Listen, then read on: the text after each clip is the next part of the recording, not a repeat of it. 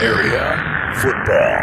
Now, this is the Area Online and Playback High School Football Game of the Week on Eastern Iowa's high school sports play-by-play leader.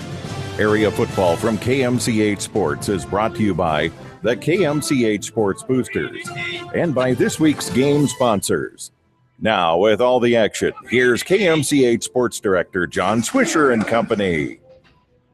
Thank you very much, and good evening, everybody. Welcome in to Kent Ferring Track at Downing Field here tonight for this one. Anamosa hosting Mount Vernon. The Blue Raiders of Anamosa on a 5-game win streak. They're 5-1, the third-best team playoff-wise all-time in Anamosa football history tonight with their 5-1 mark. They're 2-1 at home, 3-1, 3-0 on the road, and 4-0 in Class 2A District 4 as they welcome in the Mount Vernon Mustangs. The Mustangs are 4-2 overall, as they're 2-0 on the road where they are tonight, 2-2 at home, 3-0 in District 4 action. Non-district, they're 1-2, as Anamosa was 1-1 in non-district play. What a season it's been for these Blue Raiders of Anamosa, as the first winning campaign since 2004, when that team was 8-2, and that team was the second team to make the playoffs of all time, as the 1987 team under head coach in his first year, Jeff Allardyce. Jeff Kane, the 2004 coach. Coach Allardyce was on that staff in 2004. It was honored to hear tonight, moments ago, by the 5PA man here at Anamosa, Scott Whirling, as about 15 to 20 of them kids are back. And Brett McNamara, my partner tonight, you knew that group well. We were around coaching that group, and what a special group that was. And we'll get to talk to Alex Schultz-Johns. He'll join us at halftime tonight. He's one of the receivers, defensive back on that team, and a special group and one of the greatest teams in 67 years, the most wins getting back to the 1947 team. They did win 8 games too, but in recent history, that's it, 8-2. That's the best record for a long time in Blue Raider football land. Yes, Lish, it was kind of a surprise season for the Anamosa team that year. It was their first year in 3A. They came out first 3A game of the year, and they beat West Delaware up there. A ranked West Delaware team. Right, ranked West Delaware team. It was kind of ironic that the 10-year anniversary of that team and this year's team makes the playoffs. That's right. How ironic is that with this team coming back here with 5 wins?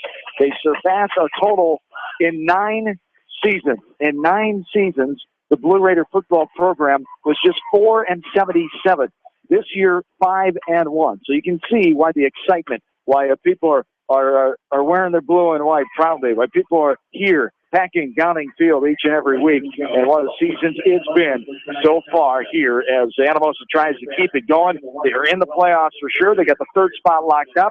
Now they try to get better at a 2nd spot here tonight. If they can beat Mount Vernon, they'll get the 2nd spot. They'll host the 2nd ever playoff game. They hosted back in 1987 when the Coach Allardyce and company at West Delaware here, 17-14. West Delaware got the win that year as that 87 team finished 5-4. We'll take a break. We're coming back right after this from Downing Field. You're listening to it from KMCH Sports. Going above and beyond is a standard of care at Above and Beyond Home Health and Hospice Care. Their compassionate staff cares deeply about the comfort of their patients. A nurse is available 24 hours a day, 7 days a week. Above and Beyond Healthcare, the more they care, the more beautiful life becomes. Proudly serving Jones, Jackson, Johnson, Lynn, Clayton, and Delaware counties.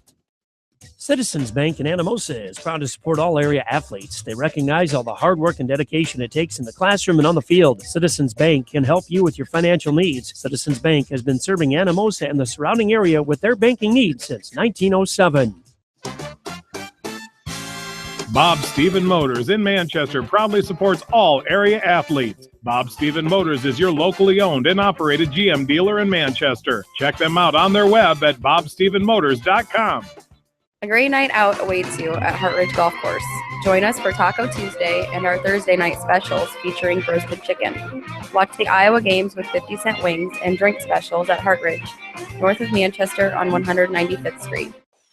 Many of us spend more time thinking about what's for dinner than thinking about retirement. But if you think your retirement needs deserve more attention, Edward Jones can help. Stop by Edward Jones Financial Advisor Kent Stryker's office at 400 West Main Street, Suite 100 in Anamosa. Edward Jones, making sense of investing, member SIPC.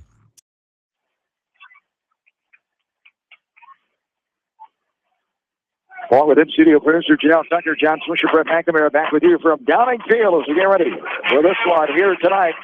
That's the fight song, the old Blue Raiders fight song. The Iowa State Cyclone fans, it's the same fight song the Blue Raiders have had for quite some time as the Blue Raiders hosting Mount Vernon here tonight in this Class 2A District 4 contest. The winner will most likely lock up second place in the district, get that home playoff game. It's Cascade and Monticello are playing tonight. We'll keep you updated on that contest as well. Let's see, another important contest. Cascade is tied for second with Mount Vernon right now. Both have 3-0 records. The Blue Raiders are top of the district at 4-0. Monticello is hanging around in the fourth spot right now as the Mount Vernon Mustangs, coached by Lance Peterson in his first season. The native of West Branch played his ball at West Branch High School for his dad, the Hall of Famer Butch Peterson. Lance spent 10 seasons at Wilton, went to the playoffs 8 of those 10 seasons. The last 3 years he did before making a switch to Mount Vernon as Coach Peterson takes over for Dwayne Orr. The Mustangs come in, outscoring opponents 134-100. They average 22.3 points a game. Their defense allows 16.6. That theme, Brett McNamara, with the defense, we should see a pretty low-scoring game tonight if the defense is hold true. As Anamosa's defense, 14.5 a game. They averaged 30 points. They're outscoring opponents 180-87. So you would think it's going to be a homecoming night defensive battle. Right, well, and it's going to be a ground and pound game, too. Both teams averaging well over 100 yards rushing, Anamosa over 200 yards. Mount Vernon a little over 100 yards rushing per game. So it's going to be a ground and pound. If you came out to watch a spread offense, air raid, you're in the wrong game. We're sorry about that in advance. As Ryan Street's the second season head coach for the Blue Raiders, the 1996 graduate of Midland High School, has been 10 seasons as a defensive coordinator at Central DeWitt, something the fine Anamosa sports general Rika Daryl Shapansky and I were talking about this afternoon. We'll have Daryl on at halftime along with Alex Schulte-Johns from that 04 team. How ironic it was Coach Street's first year at DeWitt, that game in week 7 here, that Alex Schulte-Johns made that catch to beat DeWitt 15-9 to solidify their spot in the playoffs. They already had pretty much clinched it with that team that went 8-2 that year. Their one loss was to Marion, second place in the district that year, and they fell to Decorah 45-14. This is a new team, a new era here of Anamosa football. They try to get it back on the map. They've done that so far as with a 5-1 record, and we're ready to go. Anamosa is kicking off. Mount Vernon will receive, and we're underway. The kick goes right to left. It'll bound down at the 8-yard line, caught in the hands of a Mount Vernon player. He'll make his way all the way up almost to the 20-yard line to mark him down right at the 20. That time, that's Luke Muller, the 5'9" senior. Mount Vernon trying a little fake reverse to start the game. Almost had some good coverage downfield. And Jack Cochran, the quarterback for Mount Vernon, 23 of 53, 281 yards on the season. Mount Vernon comes out with a 2-receiver set just into the start of this ball game here tonight. As here is a fake handoff. Now throw down the sideline. Has a man there. Diving for it. Not caught. Dove at the 47-yard line. Goes incomplete. The coverage there by Kyle Sayer, the 6-foot junior. As it was intended for Luke Muller, the 5'9" senior. Pretty good coverage by Sayer. There's a little bumping about the 30-yard line. Refs let him play. I like it. There's Anamosa, 30 on their roster. 13 seniors, 17 juniors. No underclassmen on the varsity roster. For Mount Vernon, they have 30 as well, but 6 sophomores, 1 freshman, 10 seniors, and 13 juniors. 5 sophomores started and played for the most part last week in that upset over Center Point Urbana. The number 10 team in 2A. Second down and 10, 11:40. Here's a option. Keeping it is the quarterback, Cochran, getting to about the 29-yard line before he's wrapped up and taken out of bounds.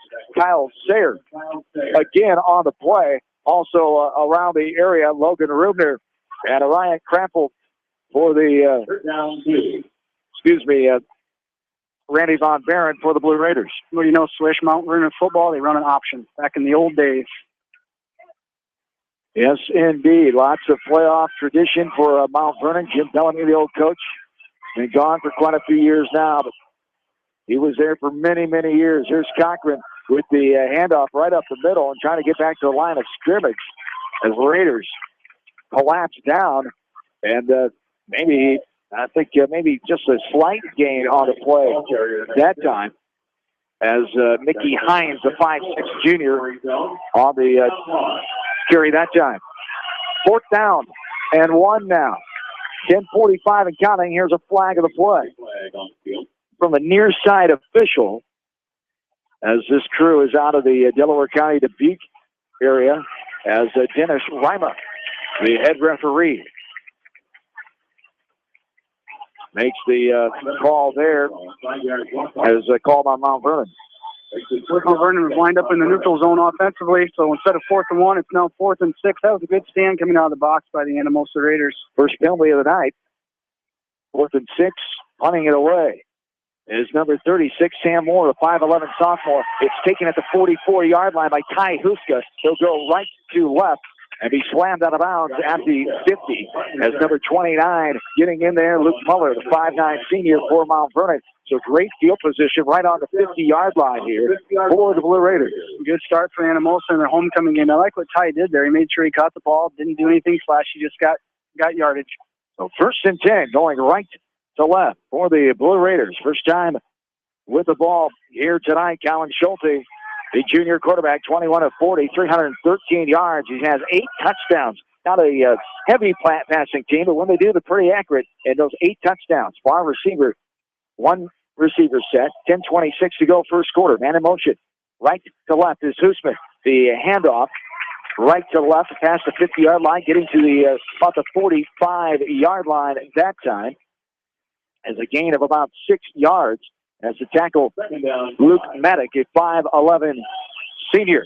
As Wheeling, it'll be the ball carrier that time for the Blue Raiders. As Trevor Wheeling leads the district in yards, 588, 109 carries, averages 5.4 a touch, 7 touchdowns. His longest TD is 60 yards.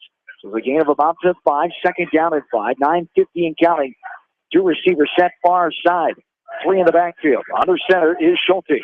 And in motion, right to left, Hoosman. Hand off to Wheeling, right up the gut, the fullback inside the 45-yard line. They'll mark him down at about the 42 as a gain of about 3 yards. As the tackle there, Keegan Lamperick, the 5'10 senior. So 3rd down and about 3 here, 9:20 to go in this first quarter of play. Anamosa just sticking to that flex option. Going to pound it down Mount Vernon's throat. 3rd and 3 here. 5 receivers set under center Schulte. And in motion again, right to left. This is Zumba going tight end on the left side now. Now a man in motion right to left. Here's Wheeling off the left side. Gets inside the 50. Now gets down to about the 34-yard line. 35-yard line. They'll mark him good for a Blue Raider first down. A gain of 9 as the tackler that time was Jake Weiland. Weiland, the 5'9 senior for the Mustangs. So the ground and pound, the running game, not getting a lot, but whatever you take and whatever you get for first downs, and that's what the Raiders have had so far. I'm very impressed with Colin Schulte keeping that ball in the belly of the running back to the last minute and either keeps it or gives. Sell that fake. Right to left. Hoosman gets the pitch from Schulte. He's tripped up as he skates past the 31-yard line. They'll mark him down at about the 28. So a good gain on the play as the tackle there. As the 8-yard gain, second tackle by Ryan Muller, the 5'9 senior. So 2nd and 2, the ball's on the Mustang 27, 8-10 and counting here in the first quarter of play. The Raiders come back out with 2 receivers set, 1 each side. Schulte is under center, same formation. He checks his line, now he's down. Right to left goes Hoosman. Here's a handoff. Schulte keeps it, I should say, pounding his way towards the 20-yard line. Will get to about the 21. It'll be good for another Blue Raider first down. So they saw something at that time open up the middle. Schulte was able to just go for a 7-yard gain. As coming in, Josh Holt, the 6-foot senior, makes the tackle. Anamosa's just really sticking to that left side of the line. I think they're finding their comfort zone offensively here, Swish. 2 receivers near side. Schulte under center. There's a man in motion again. Here's pitches to Hoosman. Hoosman trying to get to the 20-yard line. He's wrangled down before he can get there. And just shy, so not much of a gain, if any, that time on that play as they've run that the last couple times. As Daniel Boone Hoosman, they call him, the 5'8 junior. Saw him have that big 80-yard run last week. The Blue Raiders win. First time since 2011 in the Cowbell win, their 30th win in the Cowbell Series over Monticello last week. And people around here were excited before, but getting that win 26-13 over the Panthers really has the excitement here tonight for this big game. Second down and 9, Anderson and Schulte. And there is Usman going right to left again. Handoff, first man through is Wheeling. And Mount Vernon, no, it's a keep right up the middle. It faked everybody out on the Mount Vernon defense, including me and Schulte, the quarterback keeper, all the way inside the 10-yard line. He'll mark him down at about the 8. What a fake. And you talked about that. Schulte doing a great job. A 13-yard gain that time. Yeah, and that's the thing, Swish. If you can keep that ball in the belly of the running back, it confuses the defense, and they have to kind of lay off until they can go for the ball carrier. Conley did a great job of keeping it. What a great opening offensive possession here for the Blue Raiders. Third down and 2. Excuse me, it should be first down. It is first and goal from the 8-yard line. That's their third first down. 6:27 to go. Here's Huska. Went in motion. Now Wheeling. With the fake, Schulte's going to keep it outside, trying to get to the end zone, does he? He does. He gets over. Touchdown. Touchdown, Blue Raiders. They strike first here on homecoming 2014.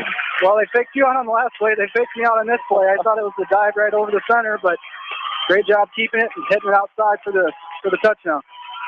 So Anamosa strikes first with the 8-yard touchdown run. The quarterback keeper by the junior, Colin Schulte. 6:19 to go here in this first quarter. On to kick it now is Gavin Temp. He's 6-foot senior. And his block getting in there. Mount Vernon blocking that one. And the Raiders will settle for 6 points here. 6-0. 6:19 to go first quarter. We'll take a break. We're back after this from KMC Sports. Northeast Iowa Telephone Service in Manchester has everything you need to stay connected. Northeast Iowa Telephone has a staff of professionals available to help you get connected, from the installation of your new entertainment system to cable and data wiring in your home or business. Northeast Iowa Telephone Service is your sight, sound, and electronics connection on South Franklin Street in downtown Manchester.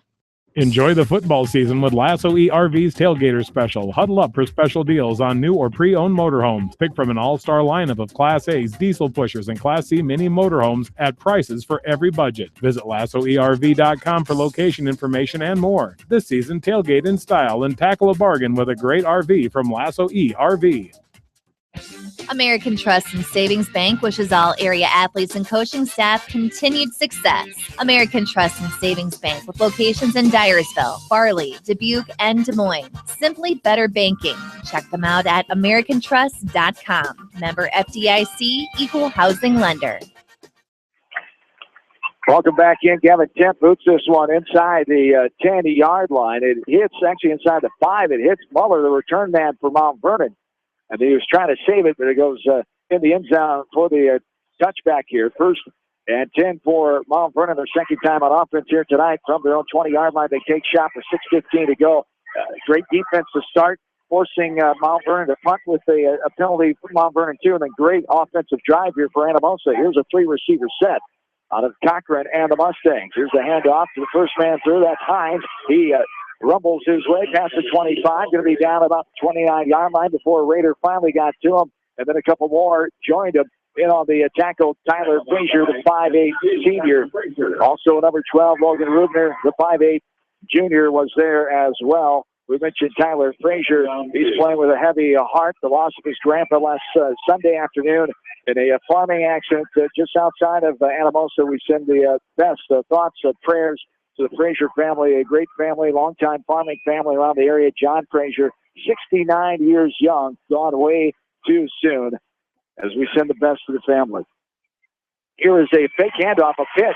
Now over the 30-yard line, making his way to about the 35, has been marked down about the 33-yard line. As that time it's Ryan Muller, the 5'9 senior. And again, Frazier, he had a great first half. Tyler did last week. And Tyler has come out ready to play here on Homecoming 2014, and with emotions surrounding him as well. And his teammates have been there for him, I'm sure, this week. But always a little different when you get back out on this field. Yeah, you touch on it, Swish. He's out here with his friends. He's out here playing with his teammates, probably finding a little bit of comfort in playing football. Absolutely, a little normalcy from what he's been through and what he's going to go through the last few days. And here is Mount Vernon off and running, 40, 30. 20. No one's going to catch him. That's Hines all the way in the end zone. cut left, cut back right, and then he was gone. Mount Vernon strikes here with a long run of 67 yards by Mickey Hines, the 5'6" junior. And boy, he's done it. He did it last week against center point Urbana. He did it against Monticello. Long kickoff return of about 80 yards, and Mickey Hines strikes again for the Mount Vernon offense. Well, it was almost a near perfect start for Anamosa. They were able to make Mount Vernon punt on their first possession. Anamosa took it right down the field, but Mount Vernon answered. Hines just the third leading rusher for the Mustangs. 57 attempts coming in, 229 yards for per carry. His longest was 35 yards until then on rushing-wise. The other two were special teams and one touchdown. This one is up and good, and Mount Vernon takes the 1-point lead. 7-6 Mustangs, 4:55 to go, quarter one. We're back after this from KMCH Sports. Sight and good vision is very easy to take for granted until it is taken away. Advanced Eye Care Associates of Eastern Iowa is here to help you. Advanced Eye Care Associates of Eastern Iowa is located at 105 East Butler Street in Manchester and at 1113 West 3rd Street in Vinton. Your vision is our primary focus. Von Baron Excavating is proud to support the Anamosa Blue Raiders and coaching staff and wish them continued success this football season. Von Baron Excavating in Olin, serving all your grading and excavating needs, where quality and integrity go hand in hand. Go Raiders! For over a century, Anderson has been helping families make their homes brighter, more comfortable, and more beautiful. They do it by making quality windows and doors, setting the bar high and raising it day after day, year after year, making Anderson the leader in doors and windows. Contact local vendor Delhi Lumber at 922-2404 for all of your window needs. Delhi Lumber, your authorized Anderson Windows dealer, has big town quality with small town service.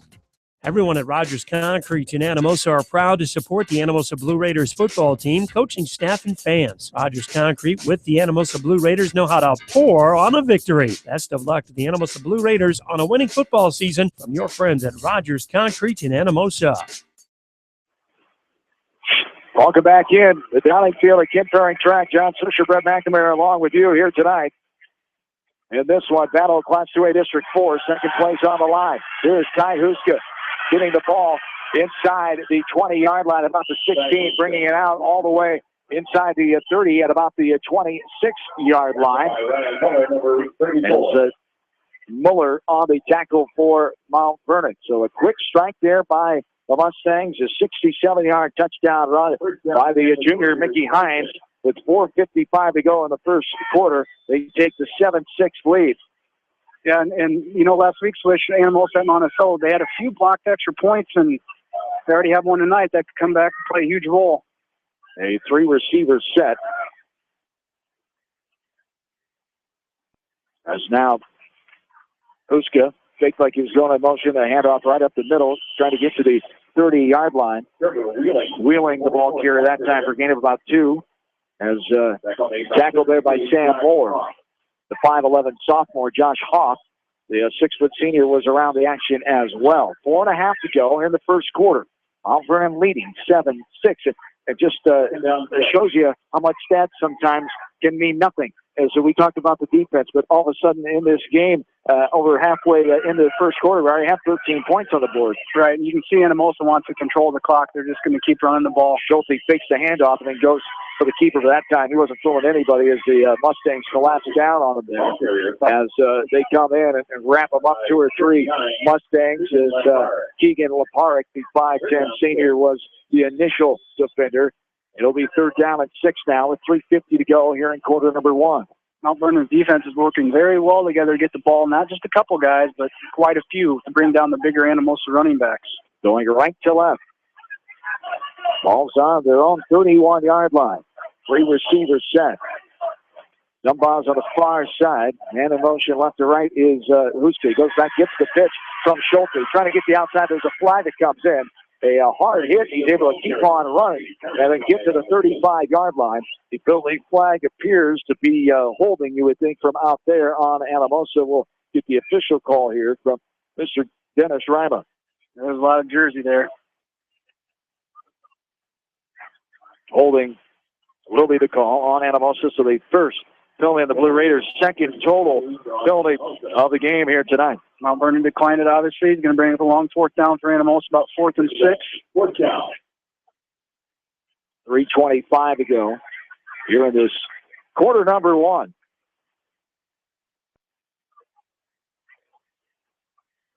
As Anamosa coming back up to the ball. the 26th meeting ever between these two schools. The first one back in 1935. Mount Vernon winning that one 9-0, and they lead the overall series 16-9 as the Mustangs over the Raiders. The last Raider home win in this series was back in September of 1977. They beat Mount Vernon.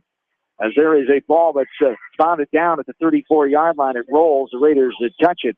Around the 31 is where Mount Vernon will take over as they go their third time offensively here, going left to right. 3:16 to go here in this first quarter.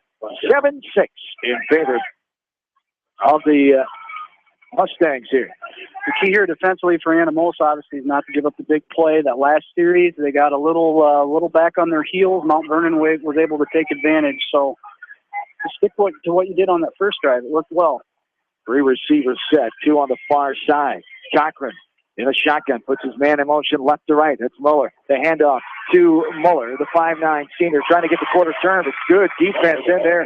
Coming in and making the tackle that time was Kyle Shapansky. The 5'9" junior came in, and the double feet tackle there. Muller wasn't going anywhere, couldn't get the corner turn, and no gain on the play. That was a great job by Kyle to hold his ground. You know, as a cornerback, when you're playing in a game where there's not much passing, you can get a little bored out there. So when you get some action, you got to take advantage of it. You did a good job.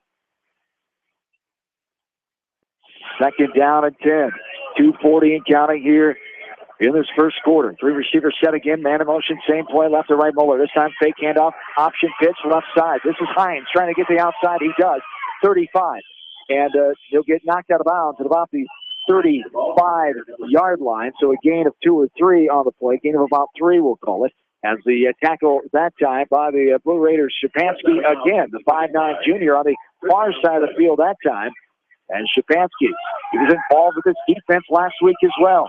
2:31 to go. He was out of bounds. The clock stopped. 2:31 to go. First quarter, third down and 7 now. As the ball is on the Mustangs' own 35-yard line. 4 receivers set. In shotgun is Cochran. Looking middle. Now looking right. Going to throw right over the middle on top of the logo. Caught by Carter Rodman, the 5'8" junior. As an 18-yard gain, as Shapansky again on the tackle. That's the first down tonight for Mount Vernon on that play with 2:20 and counting here in the first quarter. As the Mustangs are threatening again, the ball is right on the 50-yard line. Mount Vernon ran a little 3 wide here to the near side and kind of caught Anamosa off guard. The slot receiver was uncovered, and he just ran a quick slant. 3 receivers, 2 on the far side. Cochran in the backfield with Hines in a shotgun. Cochran got a call timeout. Didn't like what was going on there. A little confusion.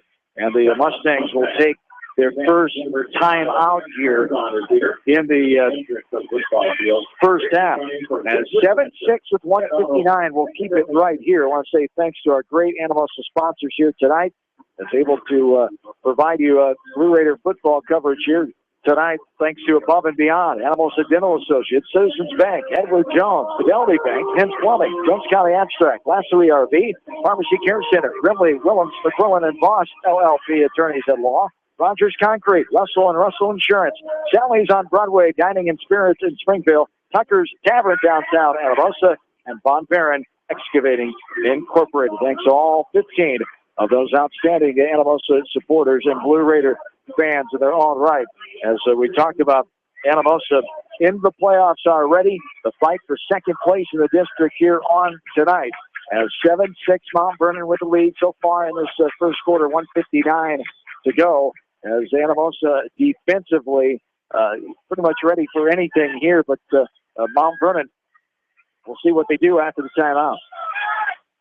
And how about this atmosphere, Swish? It's already kind of a playoff atmosphere, isn't it? Yes, indeed. Good crowd on hand here tonight. Here is Cochran just taking it, waited for a running back to go, and then able to get a gain of about 2 over the 50-yard line to mark him down on the Raider 48 now on the other side of the field. So after the tackle there for the Blue Raiders by Austin Hunt, the 6'3" junior. So after the timeout, a little confusion. Cochran went to the sideline. They come back, and now he's under center away from the shotgun. We'll see what they continue to do here. Yeah, Mount Vernon's doing a good job of mixing it up. It is kind of confusing Anamosa a little bit. They're back in the shotgun again. Here they are with the 4 receivers set. 125 and counting.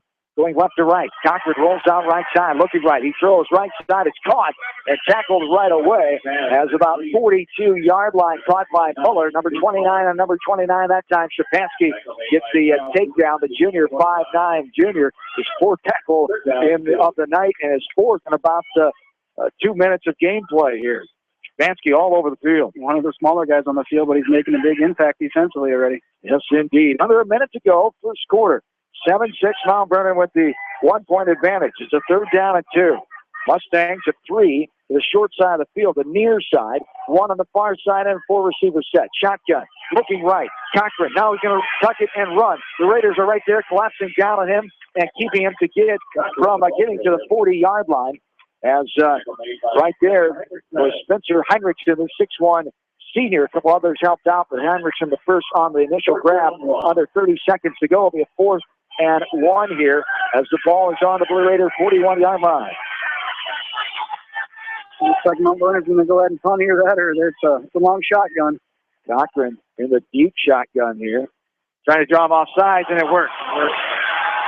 And the Blue Raiders jump and help out Mount Vernon that time. As up front of the left side, as that's a tough one. Right there, it's what you got to be ready for that. You know that's going to be coming most likely. And the Blue Raiders just could not hold their anticipation that time, and they give Mount Vernon their second first down of the night. Good thing Coach Streets is wearing a hat or he'd be pulling his hair out right now. As that is going to be into the first quarter. With the score, Mount Vernon 7, Anamosa 6. We're back to Downing Field after this from KMC Sports. At Community Savings Bank, it's simple. Simply free checking comes with free debit cards, free online banking with bill pay, free mobile money, and free thank you gifts. Find out more about Simply Free Checking at one of our 7 locations or online at csbiowa.com. Community Savings Bank. Member FDIC. Jay's Auto Supercenter on the Greater East End of Manchester has quality pre-owned vehicles, great financing options, and a full-service department, body shop, and detail department. See their full line of vehicles online at jsautosales.net. At Jay's Auto, customer satisfaction is their #1 priority. You may not wear glasses or contacts, but how do you know if you're seeing your best or if your eyes are healthy? Why not be proactive and get your eyes examined? Dr. Daniel E. Mersch and his professional staff at Manchester Family Vision can help. Call 563-927-3682 to schedule an appointment. Manchester Family Vision Center wishes all the local sports teams best of luck this season. Manchester Family Vision Center on West Main, where clear vision begins with healthy eyes. Remley, Willems, McQuillan, and Voss LLP attorneys at law know the hard work and dedication our area youth put forth in the classroom and on the field. They're very proud to support the Blue Raiders football team and coaching staff. Go Raiders from Remley, Willems, McQuillan, and Voss in Anamosa.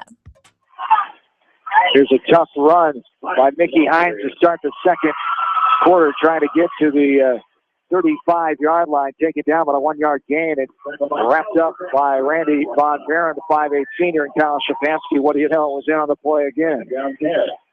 Looking more and more to me like this game is going to come down to either who makes the big play or what team can adjust to throwing the football. As Mount Vernon, 2 receivers set, 2 in the backfield. Under center again is Cochran.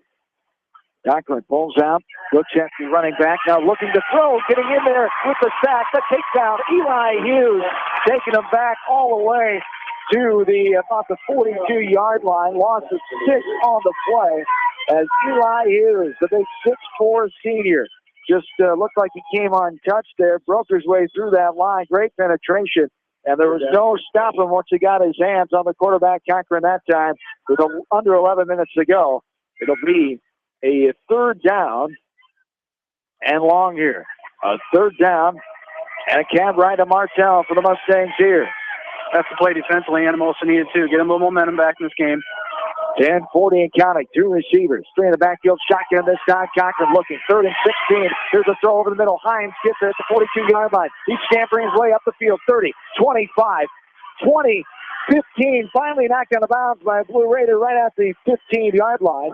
As that time, it was Von Barron again. Randy Von Barron makes his way and pushes Hines out of bounds after a 24-yard scamper by Hines. It was just a pass right over the middle of the field. Hines was all alone, nobody around. And boy, can he run. He's a shifty little running back for Coach Peterson and company. Well, and you could tell from up here that it was going to be a screenplay. When defenders get back to the quarterback that fast untouched, it's usually a screen, and that sure is what it was. Hines came in, only 2 receptions, minus 4 yards on the season, as there is a running back up the right side as he's wrangled down there by Nathan Decker, the 6'3" senior. Loss of one on the play. Second down, 11 now, 10 minutes to go here in the first half of play. 7-6, Mount Vernon with the lead. There's Redding here as they have the ball on the Blue Raiders' 16-yard line. And both teams are doing a really good job staying home on the edge. Mount Vernon's running back kicked it out, and Decker stayed home and made a good play for a loss. Mount Vernon out, full house backfield with shotgun Cochran. Man going right to left. 2 receivers now on the left side. Here's a handoff to Hines, trying to get out to the left side. Has an initial hit from a defensive back coming in. Gets himself inside the 5-yard line, all the way down to about the 1 or 2. As coming up that time was Kyle Sayer, and he got hit as Hines lowered the shoulder and just continued his way by him. As, excuse me, I'll keep on running, said Mr. Hines that time. 6-foot junior Kyle Sayer. Shapansky came in and cleaned it up and stopped him as the ball is inside the 5 on the 2. Second down on the 2 there, and there is a run right up the middle by Cochran. He kept it, the quarterback keeper there up the middle. And it will be now, after a first down there, it'll be second down. So third first down for Mount Vernon. Second down and goal from the 1-yard line with 9:15 and counting in the second quarter. 7-6 Mount Vernon with the lead earlier in this game as trying to add to it here. 2 receivers set. Under center is Cochran. Rolling out right side. A man on him, but he's going to find his way all the way in the end zone. Touchdown, Mount Vernon. On the 1-yard run by the quarterback, Cochran on the right side. Just nobody around. Nobody stayed out, was contained there. Mr. Cochran had a clear drive to the corner of the end zone. Yeah, it was a nice play. Did a little power eye play action. Just rolled out to his right side for uncontested 6 points. Just as I say, Anamosa was doing a good job of staying home on the edge. They got beat on that one.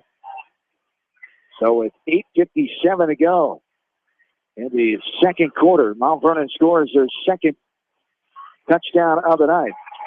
And the PAT was no good as the kick sails wide left that time, as 13-6 is our score. So both teams now have missed a PAT. For the Raiders, time to get the offense back going here, get back in the flow. It was a great start in that first offensive drive. Trying to get that rhythm back here is the name of the game for Coach Streets and company. Well, that's the thing. Anamosa came out there for first possession, went right down the field, got 6 points. They need to remember that, hey, we did something right. Let's get back to it. You're still only down by a touchdown. You're in this ballgame. Absolutely. 13-6, the lead for Mount Vernon with 8:57 to go. The last win in this series for Anamosa came in 2004, October 22nd, in that great 8-2 season. As one of the later weeks in that season, it was a 30-14 win down in Mount Vernon for Anamosa. As I said, the last time they won here at Downey Field over Mount Vernon was back in 1977. They want to change that tonight, but down by 7 right now. Under 9 minutes to go. Going back, fielding at the 10-yard line is Huska. Shifting right to left, running back to the right hash now, and getting past the 20-yard line, going to be down at the 21. And Mr. Wayne Cusick throws his flag there. Western Dubuque boys basketball assistant coach Wayne Cusick is the umpire tonight. He comes in with a late flag there, so we'll see what the penalty will be. As Dennis Rima, the head referee, Scott Wegman on the near side from Manchester. Personal foul. As there is a personal foul on Anamosa, the second penalty of the night for the Blue Raiders, third of the ball game. Yeah, the play was over, and Raider blocker came in from behind and took somebody out. Just extra clicker, just not needed, and it just costs your team. It backs you up now. The offense has been struggling the past couple times. That's just one of those little things. Inexperience at times of knowing when to hold up and when to let go. Well, and you're looking at good field position on the 25. Now you're starting back on your own 10. First down here, and off And running right up the middle is Wheeling. Getting the ball that time and going nowhere. A couple Mustangs get in there and stop him in his tracks. As getting in there was Andy DeCamp, a 6'2" senior basketball player back in the winter time as well for the Mustangs. Remember that name fondly. It's 2:11 to go. 8:20 to go. Second down at 11, I should say. His ball's on the 10-yard line. They receive on the far side. Anamosa left to right is Zuska. Going to hand off to Schulte to Wheeling. He gets right side. The fullback is stopped inside the 15-yard line. At about the 12, as they're getting in there making the tackle, that time is Luke Maddox. Maddox, the 5'11" senior. Eventually, Anamosa is going to have to put the ball in the air. Mount Vernon's doing a great job of stopping the run. You can kind of tell that's their priority at this point. I mean, Anamosa's only completed or tried one pass so far tonight. Yes, indeed, as Anamosa comes back out here. 7:35 and counting. 3 receivers set. Schulte pulls out, looks middle. Now right. Now he's going to have to hurry. He has pressure, and he's going to be taken down. Taken down inside the 5-yard line that time. As Schulte thrown for the loss with Josh Hoff, the 6-foot senior again, and a loss of 6 on the play. We have talked about Josh Hoff. He is the 5th leading tackler coming in tonight with 16 solo tackles and 26 assists on the year. Luke Maddox is their number 1 tackler with 20. Johnny C. is their leading tackler with 26. And this ball is punted away on the 4th and 16. That gets partially blocked as Kemp boots it away, but it doesn't go very far as well. Mount Vernon will get excellent field position. What happened? Well, it was a high snap, and Kemp had a hard time handling it. The ball hit the ground, but he did a good job of at least getting it out of the end zone instead of a safety. Now, see if the Anamosa defense can go ahead and finally get a stop here. And they're going to have to now. They're going to be down by 2 scores as Mount Vernon has field position that you dream about on the 16-yard line of the Blue Raiders here. 1st and 10, going right to left. Just under 7 minutes to go. Here's a handoff. Going right to left is the running back, Ryan Muller, the 5'9" senior, still going. Pinballing his way off of Blue Raider receivers like it's his job inside the 5-yard line. But a fumble on the play. The Blue Raiders get it. What a time for a defensive play. A turnover there. First one of the game. And Anamosa comes up with it. 1st and 2. 10 Blue Raiders. As what a time for a turnover there. Well, and that's the thing. You know, the Mount Vernon running back kept trying for extra yardage, and sometimes that's not always a good thing. Went ahead and should have went down, but Anamosa did a good job of trying to strip the ball, and momentum back on the Raiders side. 13-6. The advantage for Mount Vernon. 6:48 to go, 2nd quarter. The ball is on the Blue Raiders on 3-yard line. So you're going to have to be smart here. There's 3 receivers set. Schulte's going to throw it deep to get out of the end zone. Somebody's there. He makes the catch with it. Receiver draped all over him inside the 30-yard line. Makes the catch at about the 29, where he's dropped right there, staying in bounds. What a catch by Zumbaugh. Good concentration. A 26-yard gain. Schulte to Zumbaugh. As I talked about, the defensive coverage, Muller was draped all over him that time, but able to, after he caught the ball, of course, able to haul it in with Zumbaugh. A great catch by Mr. Zumbaugh. That was one that was just thrown up and let him go get it. They're having a hard time figuring out this offense, though. Anamosa has it on their own 3, and now they're throwing. I like it. 1st and 10. Similar. That sounds interesting. Can't figure out an offense. Iowa Hawkeye style. Up the middle, over the 35-yard line. At about the 37, Trevor Wheeling pulls his way through the middle of the field for an 8-yard gain. And the tackle there, Johnny C. And also Keegan Lamperick on the tackle there, the 5'10" senior Lamperick, along with the 5'8" senior Johnny C. Going left to right after an 8-yard gain. 2nd down and 2. Ball's on the 37. 5:50 and counting, quarter number 2. 2 receivers far side. Schulte will be under center now. And in motion left to right is Hoosman. Fakes the handoff. That ball carry gets shellacked. The fake running back who had the fake to him just got shellacked. That was Wheeling as Schulte took it. The keeper on the left side, a gain of about 1 of the play. And the tackle will go to Josh Hoff, the 6-foot senior. 3rd down. 20 to go. 2nd quarter. 3rd down at about 1 here. 13-7. in favor of Mount Vernon. Here we have whistles and officials timeout. Timeout. Anamosa is giving Mount Vernon a little bit of their own medicine going back to the option. Going to measure here. It's time to see a measurement here tonight with 5:16 to go in the second quarter. This Anamosa defense came up with another turnover. They've usually been doing this first down, another first down. Haven't seen one of those in a while, the fourth of the first half, but it's been a while since they had one there, as Anamosa usually does it through the air with their defense of interception-wise, 16 coming into tonight in 6 games, week number 7 here. That's a good number, 16 interceptions. That's up with their success this year. Boy, you know, if you can get turnovers in any football game, whether it's interceptions or fumble recoveries, that's big. Anamosa already has 1 fumble recovery tonight, so shows you how fast momentum can change. Yes, indeed. Here's a handoff right up the middle of the Wheeling. Gets over the 40-yard line. He's pushed back forward progress. Will give him to about the 42.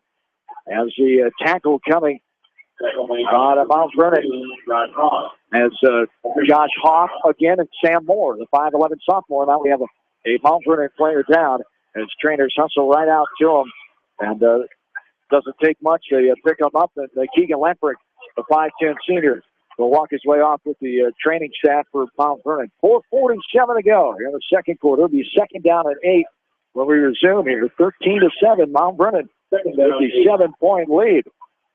John Swisher and Brett McNamara with you tonight from Dowling Field in Anamosa. As the Blue Raiders at 5-1, Mount Vernon 4-2. Second place in District 4 of Class 2A on the line here tonight. And a chance to host a playoff game for the Raiders. It'd be their only second ever in football program history. 3 receivers set. Here is a fake handoff, and Schulte just keeps it, goes up the middle, but he doesn't go anywhere as the Mustangs collapse down and take him down right there as the Luke Maddox, the 5'11 senior. Josh Hoff involved in the play again as well. 4:20 to go here in this second quarter. Third down and 7 now as the ball is on the Blue Raiders' own 43-yard line. No confusion. It's Schulte on the sideline. Now they're going to call a timeout. Well, I'll tell you, Swish, if you have late dinner plans, you're going to make them as much as there's running the football tonight. The clock hasn't stopped too much. That's good because I do have late dinner plans down in Iowa City. Thank you for bringing that up. 4:04 to go here in this second quarter.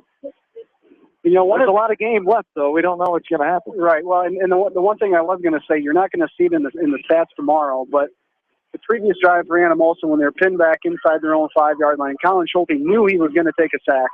Instead of trying to do something amazing and make a bad throw, we went down, and that's, you know, for a junior, that's a good play. Absolutely. Coach Streets talking things over. The 96 Midland High School graduate spent time at DeWitt. And just getting Anamosa back, talked about that on the TV9 news story this week, and always good to get excitement in the air. It just sets a great tone for the fall season, for the school. Everybody's in a great mood, and to get some attention around the football program. A football program has been starving for it. As I mentioned earlier, 4-77 in 9 seasons before this year, with those 5 wins this year. A remarkable turnaround as Zumba goes left to right to get to the tight end position. Now Huska's in motion. Here's a handoff to Wheeling. Goes a fake, a heck of a fake. Schulte with a little pitch to Huska at the last second. Ran the option as a great fake by Wheeling. Again, gets over the 45-yard line. Keeps on running down inside the 50. Good for a 7-yard gain and the first down.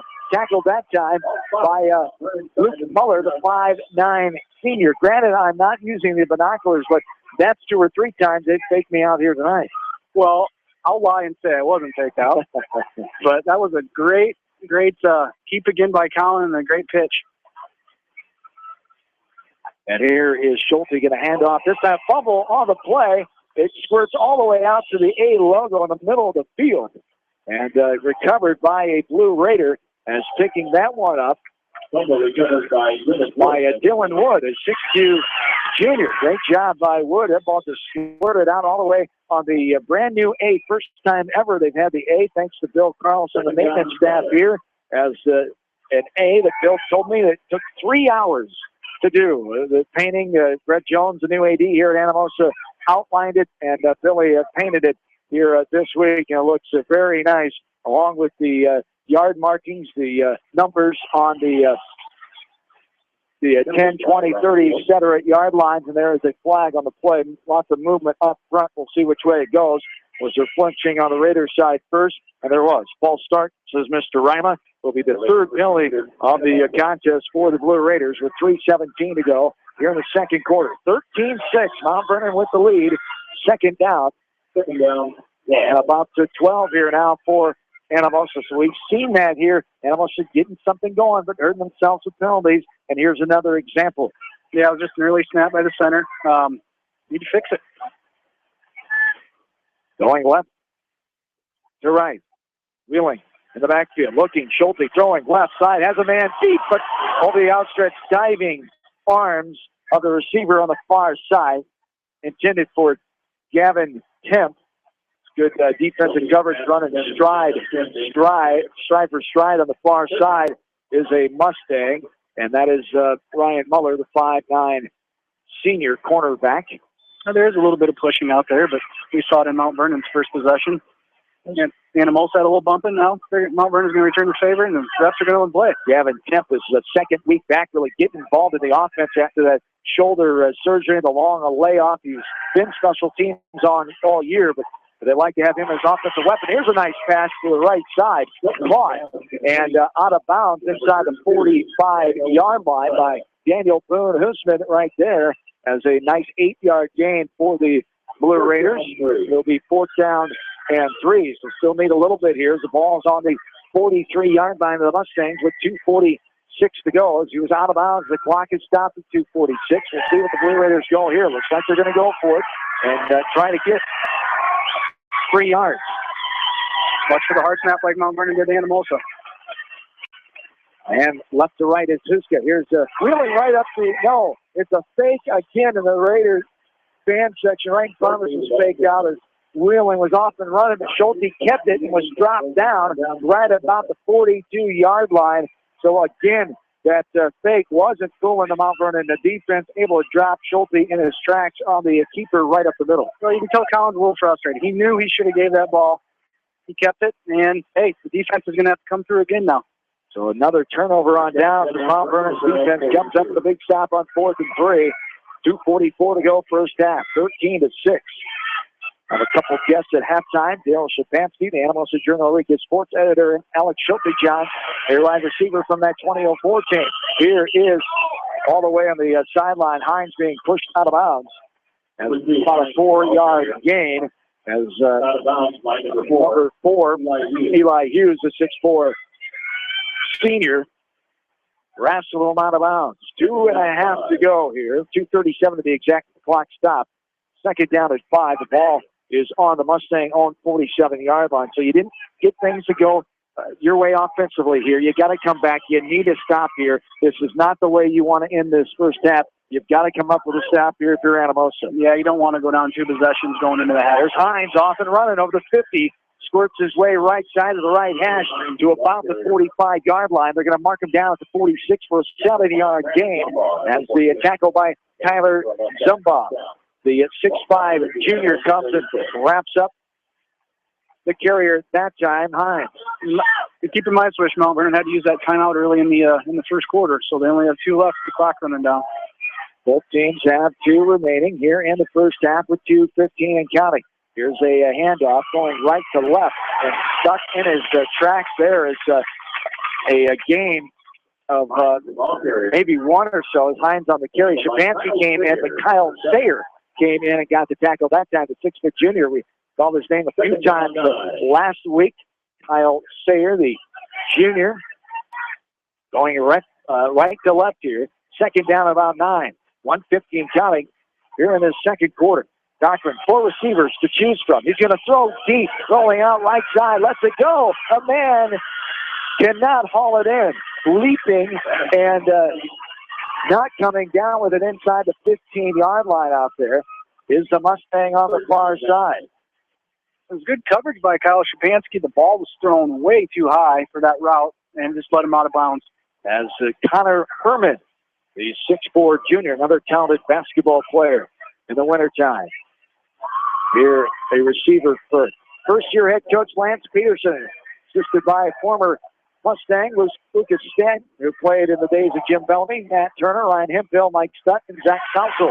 Here is Cochran going left side. An initial hit was good as it was caught this time by Herman. As the ball caught at the 49-yard line, now goes to the 35 and going to be a personal foul as he was hit too hard out of bounds. And he is down at about the 30-yard line, about an 11-yard gain. As one of the defensive backs came in and hit him, he was out of bounds. 12-yard gain, or number 12 with the tackle. Rubner was around. Shapansky was around.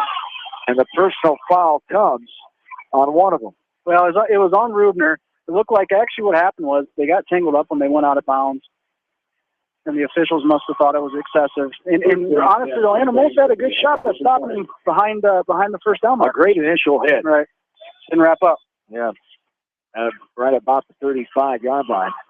So a first down. That's a tough call, though. I mean, both players were still fighting for the ball, and they just went out of bounds, and apparently the official didn't like it. Yeah, there's a fine line there. The official thought it was crossed, and he went with his instinct.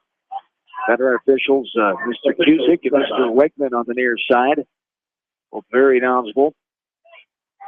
As now the far side official comes in to talk with Mr. Ryman and Mr. Cusick, and a little discussion on the Mount Vernon sideline. Now the umpire, Wayne Cusick, will walk his way over and talk to Coach Lance Peterson. So a little discussion here, not quite sure what's going on. I'm I don't know, did Mount Vernon decline something? Because if that's a 15-yard penalty, they didn't get 15 yards on the spot. That's probably what the discussion is about, I would guess. Making sure he got the right amount on the penalty. Now they're explaining it to Coach Peterson, the West Branch native, the son of Hall of Famer, as I mentioned earlier, Butch Peterson. It is first year here at Mount Vernon, 11th year coaching varsity football. Spent 10 years at Wilton, took them to the playoffs. 8 years did Coach Peterson. Ryan Streets in his second year, assisted by Nick Norris, the head baseball coach here at Anamosa as well. Matt Melcherma and Dr. Kirk Gilbert on the sidelines as well as the team. Doctor, he's been around for a long time here at Anamosa. As Ben Martins, Dave Martinson, Jordan Cusick, Dave Stimfer, the other coaches for the Blue Raiders. So I believe we've got things ironed out here. I think what the discussion was is the hurt player on the Anamosa sideline for Mount Vernon never came out of the game is what it looked like to me. Yeah. And shouldn't take that long to figure that out. He is out now. First down at 10, balls on the 20, 1:34 to go. And in motion right to left is Muller. Here is a snap shotgun to Cochran, and Hines gets it and goes right to the line of scrimmage and loses his feet on the wetter grass now, and falls down before the line of scrimmage. And a timeout Mount Vernon to take their second timeout of the night as the dew starting to settle in on this October Friday night. 46 degrees, feel like temperature 43, as no winds to speak of here tonight. Just past the 8 o'clock hour on Mix 94.7 KMCH.com. KMCH.com streaming live here tonight, played back after the West Delaware game. John Swisher, Brett McNamara along with you here tonight from Downing Field. Perfect football weather, Swish. Yes, indeed. It's going to be a nice day tomorrow inside Kinnick Stadium. Homecoming here tonight for the Blue Raiders. Also homecoming for the Iowa Hawkeyes tomorrow. Welcoming in the Indiana Hoosiers as the king and queen this year. Seth Jeffrey, the king, and Bailey Sams, the queen. So homecoming royalty in 2014 here in Blue Raider country. Week 7 of the football season, only 2 weeks to go after tonight. The Raiders have ensured themselves at least one more game with the playoff clinching last week with that win over Monticello. They can get themselves a second spot in the district in a home playoff game with a comeback win tonight. Down 13-6 right now, 1:29 to go. A stop here is a must. Here is Cochran. He loses the ball initially, picks it up. Now he's dropped right at the 25-yard line. Tackled there after a -3 is Nathan Decker, the 6'3" senior. Third down and 15 now for the Mustangs, going right to left. 4 receivers set. Shotgun is Cochran right on the 30-yard line. He rolls out right side. Looking. Still looking. Rolling. Cochran can let it go. Throws over the head of his intended target. Right over the 20-yard line.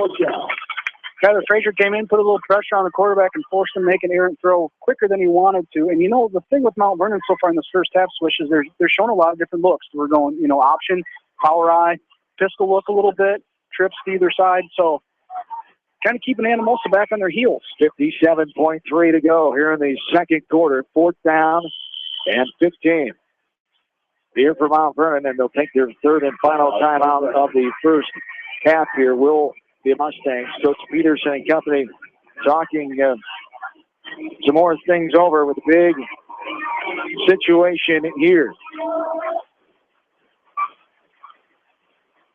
As that 2004 team we talked about, good number of them on hand here tonight, the 10-year anniversary, and we have our halftime guest here, Alex Schulte-Johns, are the standout players.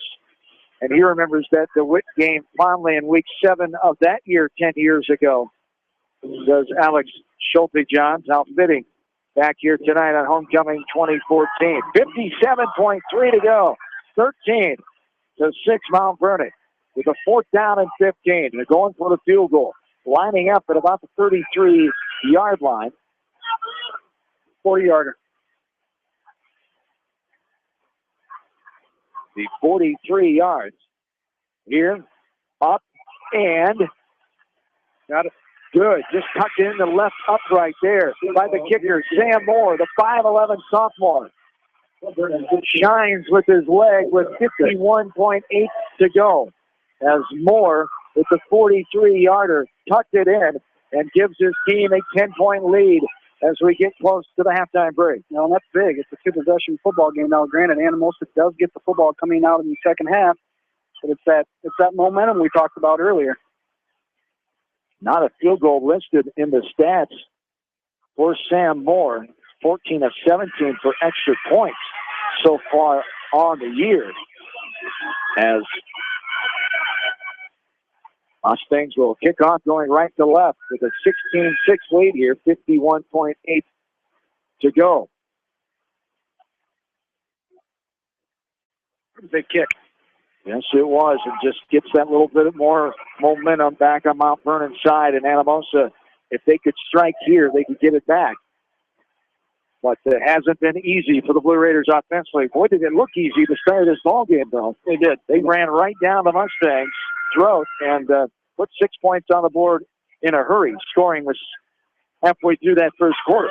As here's retrieved by Huska. He hands it off. It's fumbled at the 15, 14-yard line. Try a little trickeration. And now going to be taken down around the 15. Was it, help me out with who he handed off to? 34. As that is Jay McLean. McLean, the 6-foot sophomore. We saw a backup quarterback, saw him late in the game last Friday night. So 1st and 10, falls on the Blue Raiders' own 17. 42 seconds here. Keep running the ball. Maybe you'll break one. The fine line of how aggressive here. You got to be smart. Right. You don't want to give Mount Vernon anything here with a careless turnover. Here is Schulte getting rid of it, going left to right. Hoosman working his way out to the 35-yard line. As Hoosman gets a decent gain on that play, gain of about 7 on the play, and the tackle there by the Mustangs, Luke Maddox, the 5'11 senior, with 25 seconds to go. Clock is rolling down here in the second quarter. And I think Coach Streets is just going to take his medicine, go to halftime, and make the proper adjustments they need. 2 receivers set. Under center is Schulte. He's going to roll right side. Defender comes in. Another defender loses the ball. Boy, that's why you just said that. That is dangerous in that territory inside your own 20. Luckily, Schulte was able to get right back on the football. Yeah, that disaster written all over it. It did, and there is the end of the first half of play. With the score, 16-6 in favor of the Mount Vernon Mustangs in this matchup of Class 2A District 4 teams. Mount Vernon leads it by 10 at the halftime break. We'll come back and start our halftime show here from Anamosa with a couple of guests. Alex Schulte-John from that 014 and Daryl Shapansky, the Private Sports Editor of the Anamosa Journal-Rica, will join us at halftime. Also, scoreboard update for our live online listeners as well. All that to come on the halftime report right here from KFC Sports. Hi, this is Jamie Vasky at Don & Walt LLC, your independent Lennox dealer in Manchester, encouraging you to plan ahead. Have us check your heating or air conditioning unit before you need it. For residential or commercial plumbing and heating needs and top quality Lennox furnaces and heating units, see Don & Walt LLC on East Main Street in Manchester, or give us a call at 927-2232. You already know about the great daily specials at Sally's on Broadway, Dining and Spirits, but wait until you try their all-you-can-eat Sunday buffet. Enjoy mouth-watering sausage, bacon, pancakes, biscuits, and gravy, fresh fruit, waffle bar, and much more. Serving 9 to 1 every Sunday, Sally's on Broadway, Dining and Spirits in Springville. Viafield is your headquarters for all your seed, chemical, and fertilizer needs. They have professional service and quality products needed to bring the best crop to market. Viafield, providing growth opportunity for 18 locations across northern Iowa and southern Minnesota. Pharmacy Care Center does immunizations, $4 prescriptions, plus medicine packing, and much more. They're open Monday through Friday, 8:30 till 5, and Saturday, 8 till noon, and located in the Unity Point Medical Center in Anamosa. Visit Pharmacy Care Center, providing prompt professional service. The Eastern Iowa Shopping News and the Dyersville Commercial recognize the hard work and dedication of all area athletes. Check out the weekly sports section in the commercial for scores and information. The Eastern Iowa Shopping News and Dyersville Commercial, supporting your communities. Jones County Abstract is proud to support the Anamosa Blue Raiders football team and its coaching staff. They understand the dedication and hard work it takes in the classroom and on the field to achieve success. Keep bringing home the victories, Raiders, from your friends at Jones County Abstract in Anamosa. Go Blue Raiders! Whatever your favorite sport, we know you will join Parrott Insurance and Grinnell Mutual in supporting all of our local athletes. Parrott Insurance is proud to be part of this community and looks forward to catching all of the sports action this year. If you want a strong insurance team working for you, call Parrott Insurance today for a quote from Grinnell Mutual and experience our policy of working together. For fan food, not fast food, visit your after-the-game headquarters, Manchester Dairy Queen. It's quick, it's easy, your family will love it. Manchester Dairy Queen. Tucker's Tavern in Anamosa is the gathering place for homemade pizza, chili, and nachos to take the chill off after or before the football games. Anamosa alum Teresa, the owner of Tucker's Tavern, wishes the Anamosa Blue Raiders continued success. Go with the winning team of the Anamosa Blue Raiders and Tucker's Tavern, locally owned and operated in Anamosa.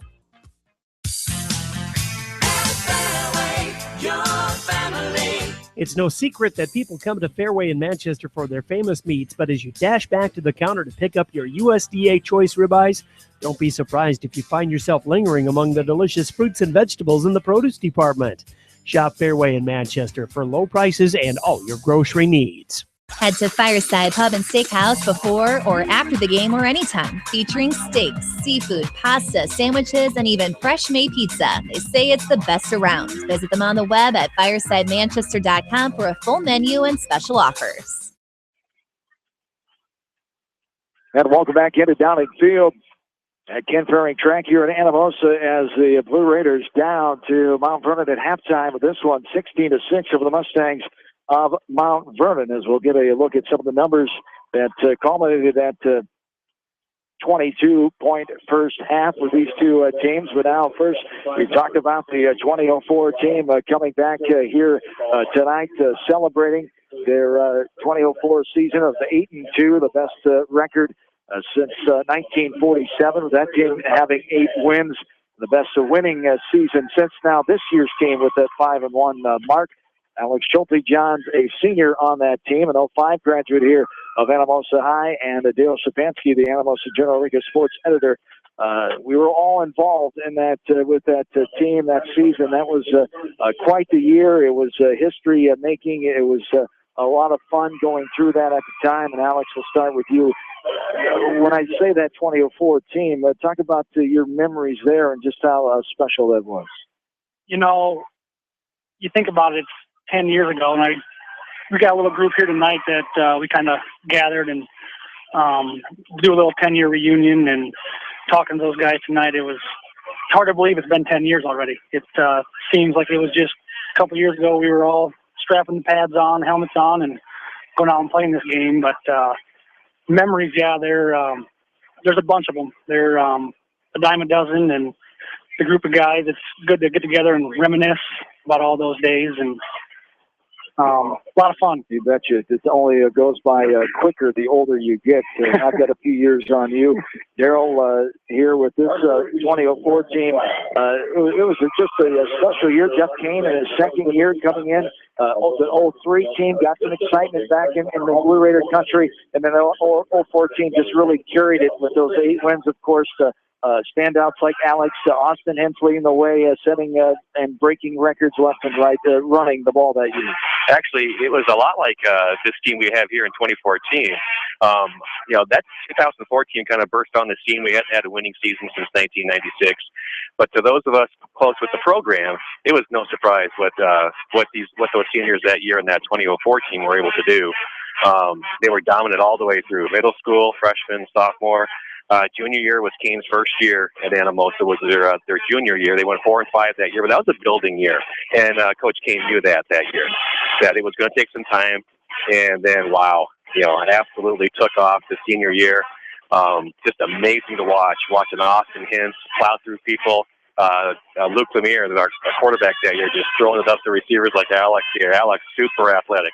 Phenomenal basketball player in his day as well as a phenomenal receiver on the football team. Yes, indeed. And the memory we talked about earlier and how ironic that Coach Streets is now the coach here at Anamosa, defensive coordinator in his first year at Central DeWitt that year, trying to defend guys like Alex. And Alex made that sensational catch late in the game, a 6-point win, 15-9 to clinch the playoffs that year in Week 7 of 2004.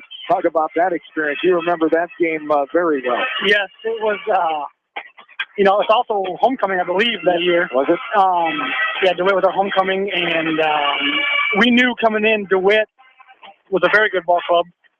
Little did we know that Coach Streets was part of that staff. But, they came in hyped, and that was I think it was our first year in 3A that year. Yes. And we were expecting to get tested that night, as every night in that league, in that district. But it's coming off of your first loss of your season, Marion the week before on the road. Yeah. And so we really didn't know what to expect coming in that night. Coming off a loss, had been our, like I said, our first loss.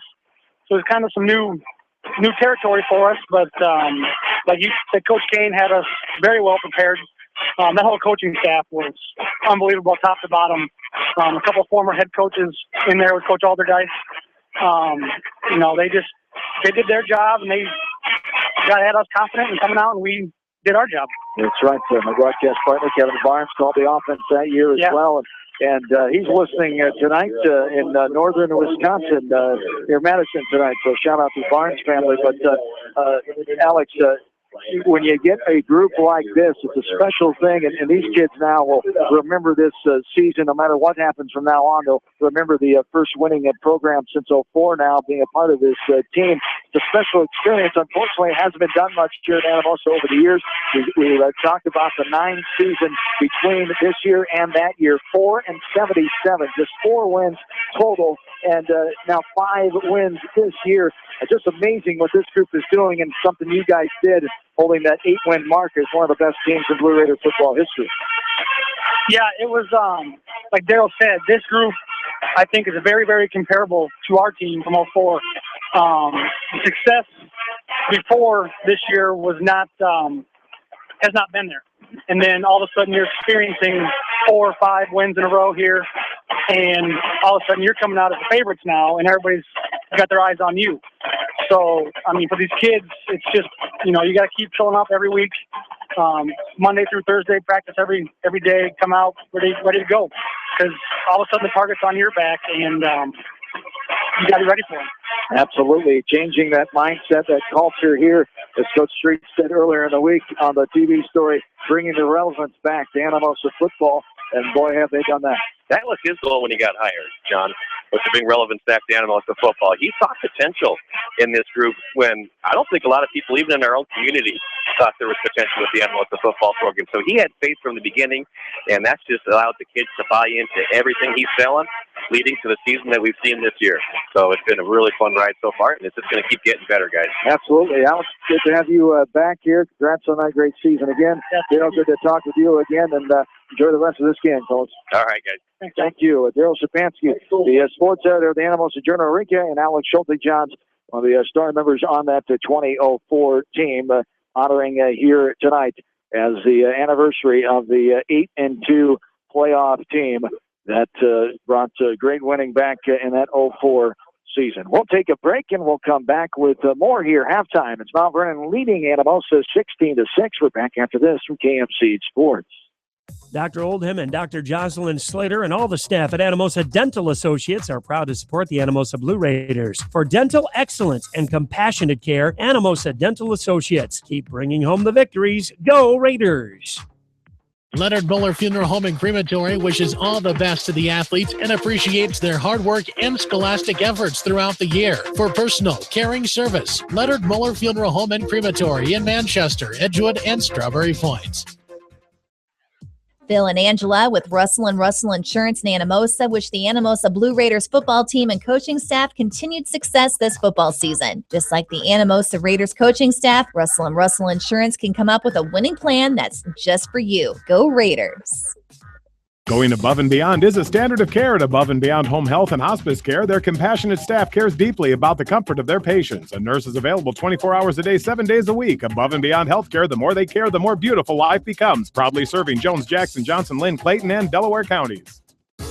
Just like a great coach, State Farm agents like me, Julie Smith, can help you develop a game plan for your insurance needs. Whether it's car, home, life, health, or business insurance, I can dig into the playbook and help you find the affordable coverage you need. For all your insurance needs, call on a winning team, the Julie Smith State Farm Agency in Manchester.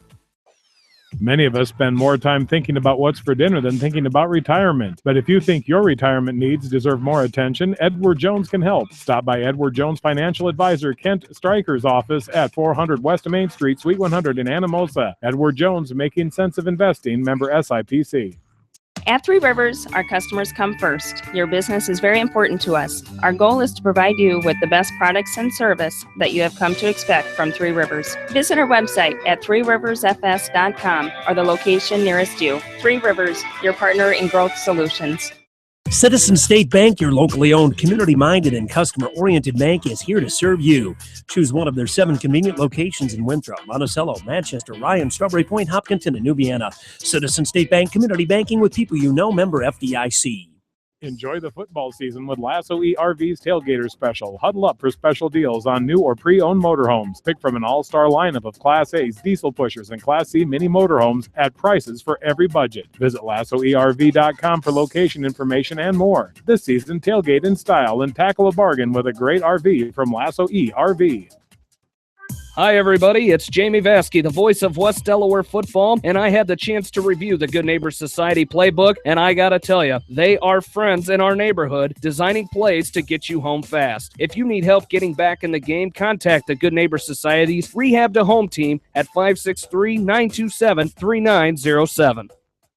Citizens Bank in Anamosa is proud to support all area athletes. They recognize all the hard work and dedication it takes in the classroom and on the field. Citizens Bank can help you with your financial needs. Citizens Bank has been serving Anamosa and the surrounding area with their banking needs since 1907. The Edgewood Reminder is proud to support all the area teams in athletic action and appreciates their efforts in the classroom and during sports. Check out all the sports photos in each week's issue of the Edgewood Reminder.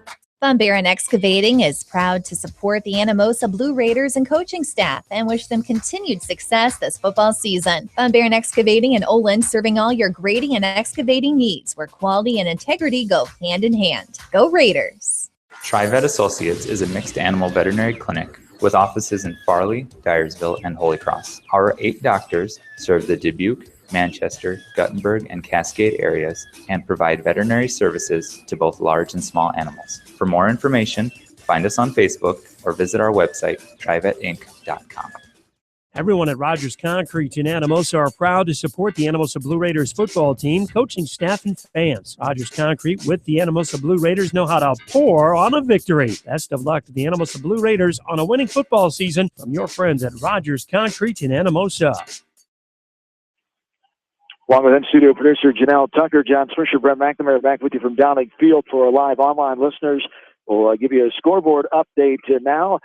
16-6, Mount Vernon ahead of Anamosa here in this one. Battle of Class 2A District 4 teams. District number 3 tonight, it is Waverly Shellrock over Benton Shellsburg 6-0. Last check in the first quarter in that one.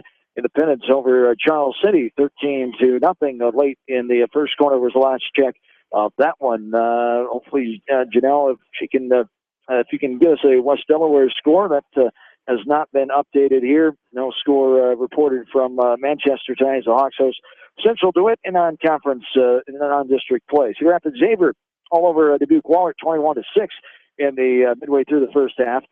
No score from Western Dubuque or Marion tonight. Solon shutting out Maquoketa 14-0.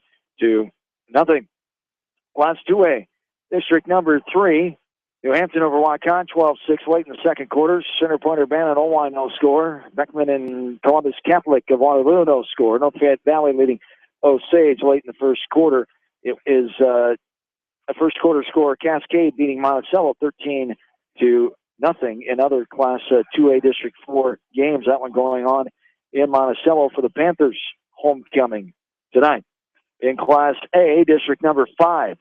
Last check was Maquoketa Valley 21-0 over Starmont at halftime. Edco beating East Buchanan at halftime, and Northland over Easton Valley 14-0 at the half. As we will take a short break, come back, get your stats, get you ready for the second half here from KMCH Sports. Whether it's an orthopedic, sports, or occupational injury you are suffering from, Regional Medical Center Therapy Services has you covered. With a customized treatment program, Regional Medical Center Therapy Services can get you back on track in the active game of life. Regional Medical Center, excellence in healthcare, close to home. Remley, Willems, McQuillan, and Voss LLP attorneys at law know the hard work and dedication our area youth put forth in the classroom and on the field. They're very proud to support the Blue Raiders football team and coaching staff. Go Raiders from Remley, Willems, McQuillan, and Voss in Anamosa. Does your athlete have knee, ankle, or muscle pain from training hard? Are you looking for a simple, quick, and safe way to relieve that pain? Long-Term Medical Supply can help with their new non-prescription TENS device. Stop by the Long-Term Medical Supply location in downtown Manchester and relieve your athlete's pain today. You already know about the great daily specials at Sally's on Broadway Dining and Spirits, but wait until you try their all-you-can-eat Sunday buffet. Enjoy mouth-watering sausage, bacon, pancakes, biscuits, and gravy, fresh fruit, waffle bar, and much more. Serving 9 to 1 every Sunday, Sally's on Broadway Dining and Spirits in Springville. John Swisher, Brett McNamara back with you. A couple of those other scores.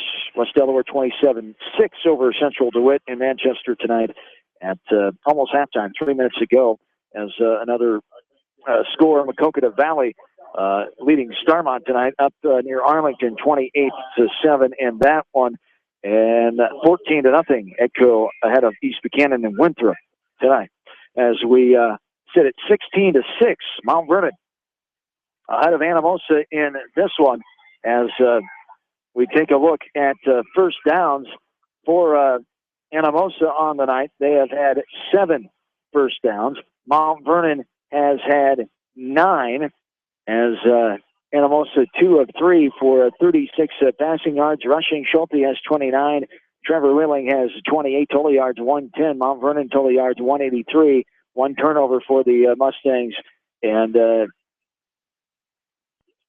none for Anamosa. So we get ready for the kickoff here. What are the adjustments you think to Anamosa as they'll get the ball as kicking off Mount Vernon right to left here? What do you think the adjustments need to be here?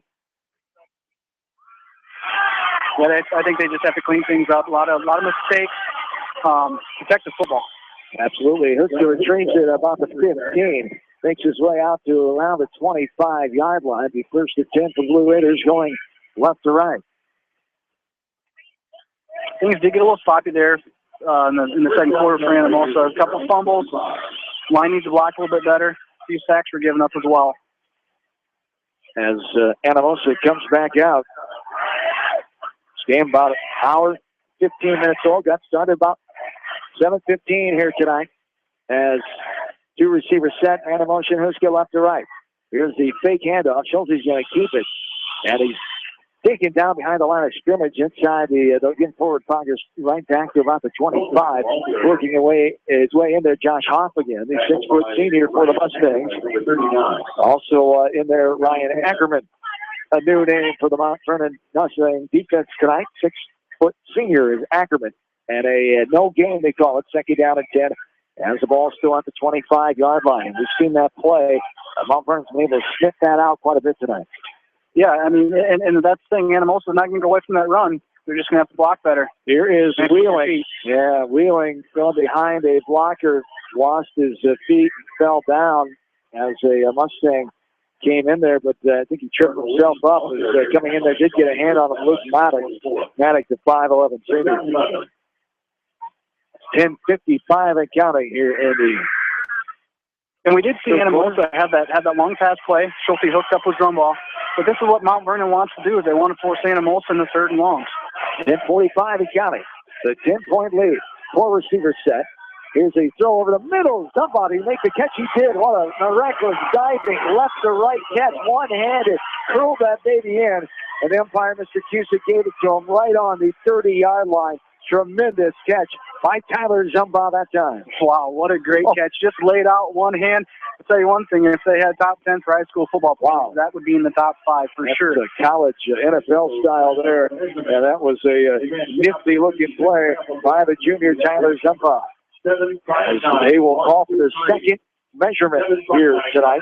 Second measurement here for the officials. And I think they got it. You betcha. 2 for 2. Anamosa on the measurements. They got them both times. Right. And, first downs are great, but I'll tell you one thing. If Colin leads him just a little bit more, that could have been 6. First and 10. On their own 35-yard line, going left to right. 10:25 and counting. Third quarter. Trying to get off to a good start, get some momentum behind them. This offense has not scored since midway through the first quarter. Here's a pitch right side, I should say. Going left to right as Huska gets over the 40-yard line. They're going to be down by a host of Mustangs there, about a 6-yard gain. And getting in there for the tackle, Luke Muller, the 5'9" senior. I'll tell you one thing, Swish, that was a great block up ahead for Ty Huska. Number 32, Boone. Daniel Boone Huska. That is left to right. Well, the Blue Raiders here. With a second down and 2. Ball's on the 43. 2 receivers set, one on the far side. Zumbaugh's near side. Here's a pass to Hoosman, right side. He stays in bounds and gets out of bounds at about the 48-yard line. About a gain of 5 of the play. It'll be good for another Blue Raider first down here. Their second of the second half. And this is what we saw early on in the game here. Doing what they needed to. Running, passing, the short passes here. And this is the offense that we saw early on that worked for them. If they get those 6 points on the board initially, they've been shut out since then. Right, just mix it up a little bit, keep Mount Vernon guessing. As here is Schulte with the handoff right side. Huska trying to get his way to the 45-yard line. It's picked up and then dropped right at the 45 by a Mustang defender after a 7-yard gain. And the tackle there by Johnny C., the 5'8" senior. For the Mustangs, second down at about 3 here with 9:15 and counting. The ball's on the 45-yard line. Raiders will come back out in a 2-receiver set. Schulte is under center. Checks his line. He's ready to go. Looking right. Going to throw a quick right. Zumbaugh has it. Catches it right on the 36-yard line. Able to get down inside the 35. He'll be marked down at about the 31-yard line. And a 14-yard gain there. And again, as soon as he caught it, he had a Mustang defender all over him. But he got out of his grasp and was able to get an extra few yards good for the first down, and the third first down. And the Raiders are really looking good on offense here. Able to sustain it here, going to be the key. Well, that's the second time on this drive that Tyler's been able to get inside position on that slant route. Usman going right to left, the handoff up the middle to Wheeling inside the 30, about a 4-yard gain there. And the tackle for the Mustangs by Luke Maddock, the 5'11 senior. I like what Anamosa's doing here, mixing up run, pass, run, pass. They're not as predictable as they were in that first half. So second down, about 6 here. Ball is on the 28. 8, 10 and counting. Here in this third quarter. Man in motion left to right is Huska. Going to hand off first. No, he keeps it. Schulte keeps it. Or did he keep it? That time it was a handoff. As up a gut to Wheeling for about a gain of 1. That time again, the Mustangs came in and they're wrapping up Schulte as well. Josh Hoff gets the tackle inside on Wheeling. The 6-foot senior Hoff, and a third down. And about 4 or 5 here of the 26. And a motion right to left, Huska. Here's a handoff, second man through. Huska all the way to the 15-yard line. Almost broke it, but a Mustang caught up with him and took him down from behind as Huska gets another first down for the Blue Raiders. A gain of 13 yards. And boy, that looked like he was going to break that one. That defender just came and able to wrap him up from behind. Yeah, he was one tackle away from going to the end zone. A good job at Mount Vernon staying with the play, but boy, one less tackle, he's in. Yes, indeed. Man in motion left to right. Here's the pitch. Huska over the 15-yard line. Down inside the 10, over the 5-yard line. They'll mark him down at about the 4. A great game by Ty Huska. He's frustrated himself again. A 10-yard gain. Another first down. The 5th first down of the night. And number 29 with the tackle 5'9" senior Luke Muller. That time, 7 minutes and counting here in this third quarter. And the Raider offense is looking like the Raider offense that we've seen most of the season. They've seen most of the season and early on tonight that we've seen. Very impressive drive. Is exactly what Anamosa needed coming out of the half. Yes, indeed. Trying to get that confidence, momentum back. If they can score, and there's a run off the right side. Touchdown. Touchdown, Blue Raiders. As Trevor Wheeling gets the short yardage touchdown. 2 yards on the carry, and Wheeling has his first touchdown of the night. Nothing special there. Coach Streets knew exactly what to do. Give the ball to your big horse when you're down by the goal line and let him punch it in for you. His 8th touchdown of the season for Trevor Wheeling comes with 6:41 to go. Big extra point here. You're only a field goal down. 16-12 right now. And now a flag comes in. I think Anamosa might have jumped. Procedure on Anamosa. Legal procedure is the call on the Blue Raiders. So again, too many of those tonight. Not what you want to see. 5th penalty of the night for Anamosa. Mount Vernon just has 1. Luckily for Anamosa, Gavin Kemp has a pretty strong leg, so that 5 yards isn't going to make does indeed. From the 15 to 25 yard up to 20, puts it right through, and it's 16 to 13 now. Mount Vernon with the 3-point lead. 6:41 to go in the third quarter. We're back after this from KMCH Sports. I got nothing.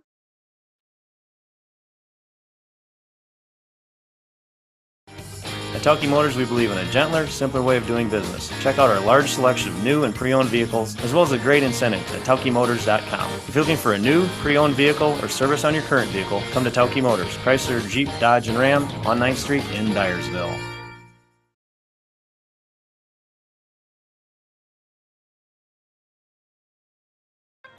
Pharmacy Care Center does immunizations, $4 prescriptions, plus medicine packing, and much more. They're open Monday through Friday, 8:30 till 5, and Saturday, 8 till noon, and located in the Unity Point Medical Center in Anamosa. Visit Pharmacy Care Center, providing prompt professional service. GMB Bank in Manchester is proud to support all area athletes and their communities. The GMB team is your connection to convenient banking and everyday time savers, like your debit card, online banking, bill pay, and mobile banking. Connect with a financial partner who truly understands your needs. GMB Bank, member FDIC. Back into Downing Field. Mickey Hines returns the ball from the 9, gets it out to about the 16-yard line for about a 6-yard return there, and tackled by number 17, Gabe Finn. Well, I'll tell you one thing, Swish, that's exactly what Anamosa needed out of the half. Big momentum changer. Now it's up to the defense. You got to get a stop. Anamosa on the season's only giving up about 14.5 points per game. They gave up 16 in that first half. That's right. It's Mount Vernon, the team that's not too far behind them, only giving up 16 points a game. So defensive battle, a little more points than we thought we'd probably see here tonight. The offense is coming alive a little bit. 16-13 the lead with 6:20 and counting to go. Hines, the ball carrier, gets a gain of about 5 at that time. As the wrap-up comes for the Blue Raiders, Tyler Frazier, the 5'8 senior, in to make the play. Is 6'10 and counting here in this third quarter. Second down and 5. 2 receivers set. Man in the backfield under center. Now rolling out left side of the option. Going to keep this Cochran. He's met by 2 Raiders.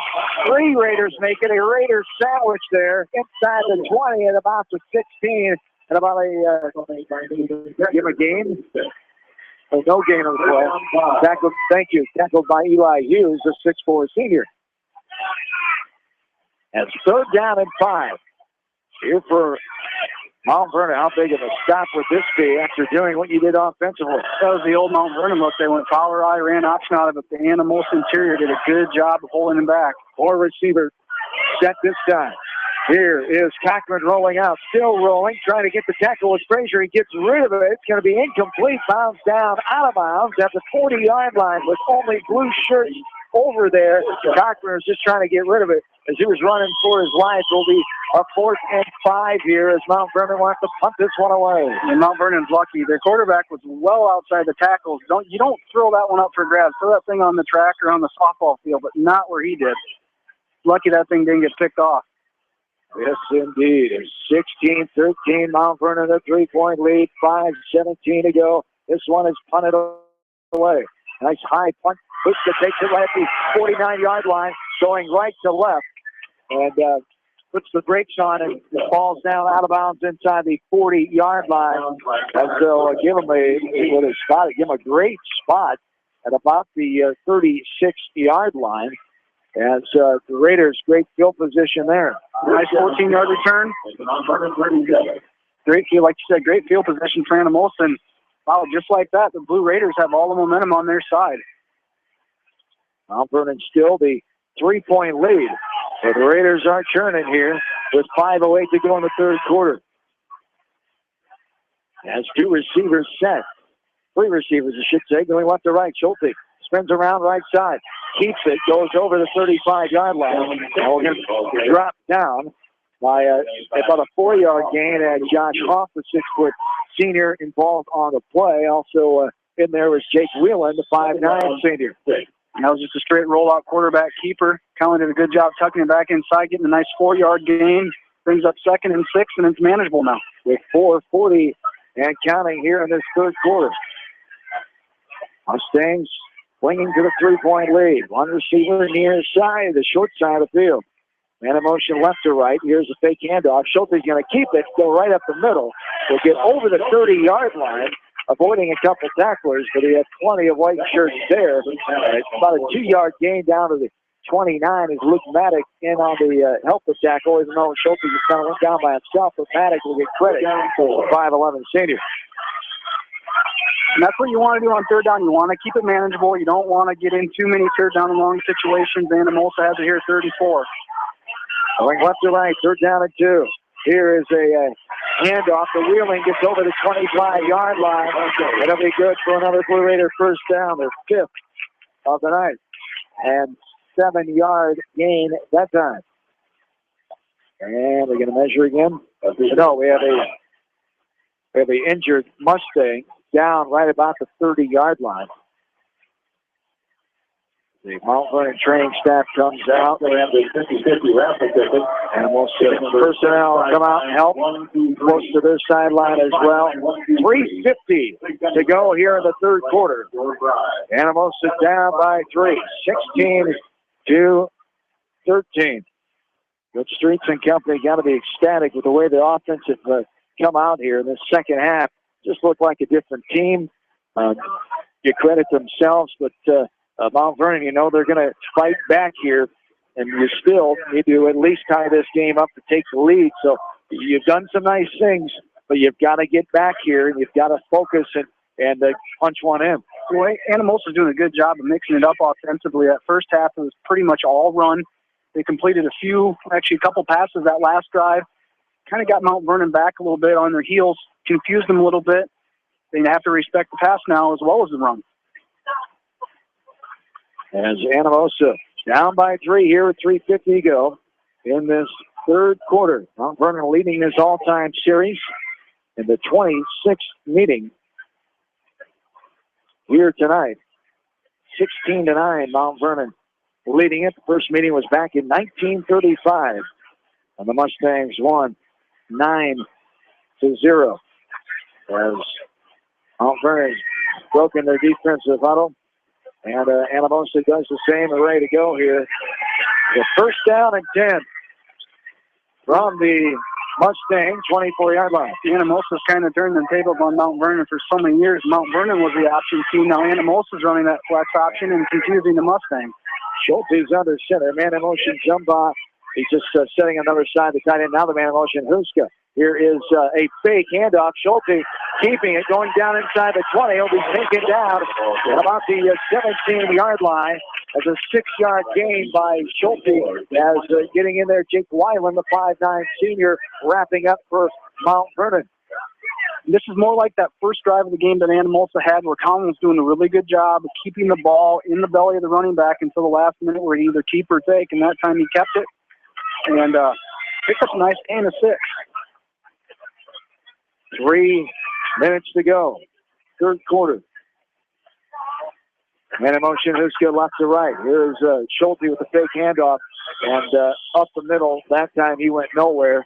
Maybe back to the line of scrimmage. A couple of Mustangs get in there and wrap them up right away. Tackled by number 39, Ryan Ackerman.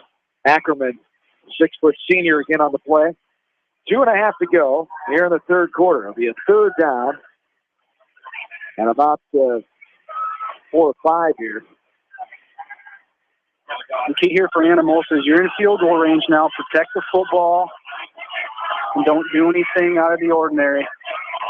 2:20 and counting. Third quarter. Now we have a timeout. Anamosa calls a timeout. Timeout with 2:18 to go here in this third quarter. We'll take a quick one as well. As the 16-13 Mount Vernon leads it. We're back after this from KMCH Sports. Larry at Greenworks Landscaping can create the look you've always wanted with landscaping, trees, and shrubs, retaining walls, paver patios, fire rings, and windbreaks. Larry can deliver bulk mulch. And edgers, call Larry at 563-920-3776. Greenworks Landscaping, from complete custom landscape to the do-it-yourselfer. Strength on its own can be impressive. When consistency is added, that's when it becomes real. Northwestern Mutual has been able to deliver real financial strength for over 150 years through every economic environment. Contact me, Mitch Payton, or Matt Schulte today. Northwestern Mutual, insurance, investments, ideas. Jones County Abstract is proud to support the Anamosa Blue Raiders football team and its coaching staff. They understand the dedication and hard work it takes in the classroom and on the field to achieve success. Keep bringing home the victories, Raiders, from your friends at Jones County Abstract and Anamosa. Go Blue Raiders! Welcome back into Dowling Field. John Fisher, Brett McNamara back with you. Third down and 3 after a timeout by Anamosa. 2:18 to go, third quarter.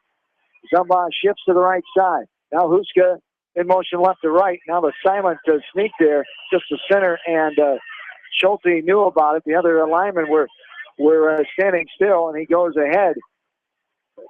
Doesn't get enough, though. He gets maybe one.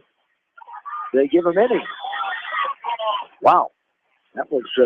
Well, and you're almost lucky if you're the Raiders, because more times than not, when you see a snap like that, when only 2 guys move, you think false start. Yes. And Mount Vernon able to get in there and get them down with maybe a half a yard gain. And Kemp will kick it from the 24, 34-yarder. And he got it right through. High and good for Gavin Kemp as he ties it up with the 34-yard field goal that time by Gavin Kemp, tied at 16 now with $1:35 to go in the third quarter. Just like that, we got a ball game. And that's like I said, when you get that close in the red zone, you don't want to do anything stupid to turn the ball over. Anamosa did a good job of protecting it to get 3 points and tie the ball game up. So the 34-yarder, 43-yarder by Moore to extend that lead to 16 to 6 before halftime. And now Gavin Kemp and the Anamosa special team strikes back. Mount Vernon has not scored since that field goal with 2 minutes to go in the first half. The Raider defense has done a nice job of stepping up as well. Definitely. And that it's a nice luxury to have to know that, yeah, it's nice to get the 6 points, but you have a kicker that has a leg, and he's pretty accurate. Take what you can get as the Raiders will kick off now. Left to right. 1:35 to go, third quarter. Entertaining game here, shaping up to be even better. This one, as it goes 10 yards, the Raiders get it to onside, the high onside kick at the 49. Anamosa gets it back. First and 10 on Mount Vernon's 49, as the Mustangs were not ready for that. A high kick, an onside a kick there. It bounded down. The Raiders able to get it just over the 50-yard line. What a play there. Kemp, a beautiful job kicking that unorthodox high up in the air. Kick just bounding down, and boy, did it bound down the right amount, just over the 10-yard mark. It went 11 yards, and you know what? That special teams team learned that you can't touch it. Last week against Monticello, they had illegal touching, or they would have had the ball. This time you let it touch the field, the ground, and Raiders recovered. And here is the run. Gooseman, about a 6-yard gain over the 45-yard line, about the 45-yard line, they'll call it. And a tackle by Herman. Connor Herman, the 6'4 junior, comes in and wraps up Gooseman. I like that call on that kickoff. That was a great call and a great job by the special teams to know you have to let it hit the ground. And wow, Raiders coming out firing here in the second half. Yes, indeed. Lots of momentum on their side right now. And a motion left to right. Here's Schulte. Fakes the handoff to Wheeling. He's able to get outside and get over the 40-yard line, down at about just inside the 40-yard line. Going to be very close to the first down by gain of 5. As we're going to blow this one dead and ask for maybe a measurement here. Yep, going to have another measurement here. As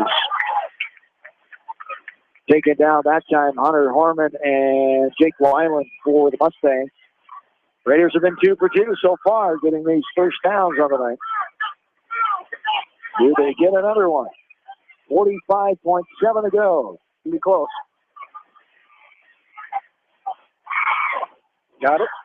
Yes, another first down. The 7th in the second half. That matches their first half total for Anamosa. So doing a great job moving the ball offensively here.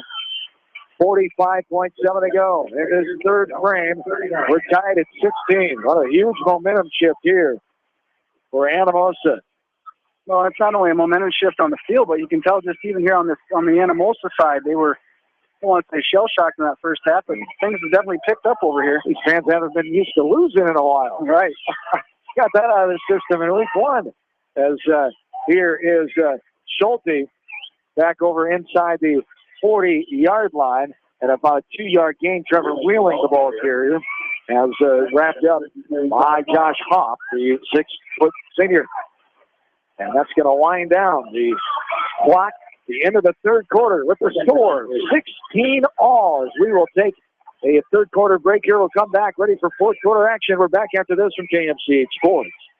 For all your general contracting needs, turn to the professionals at Lucky Building Service in Manchester.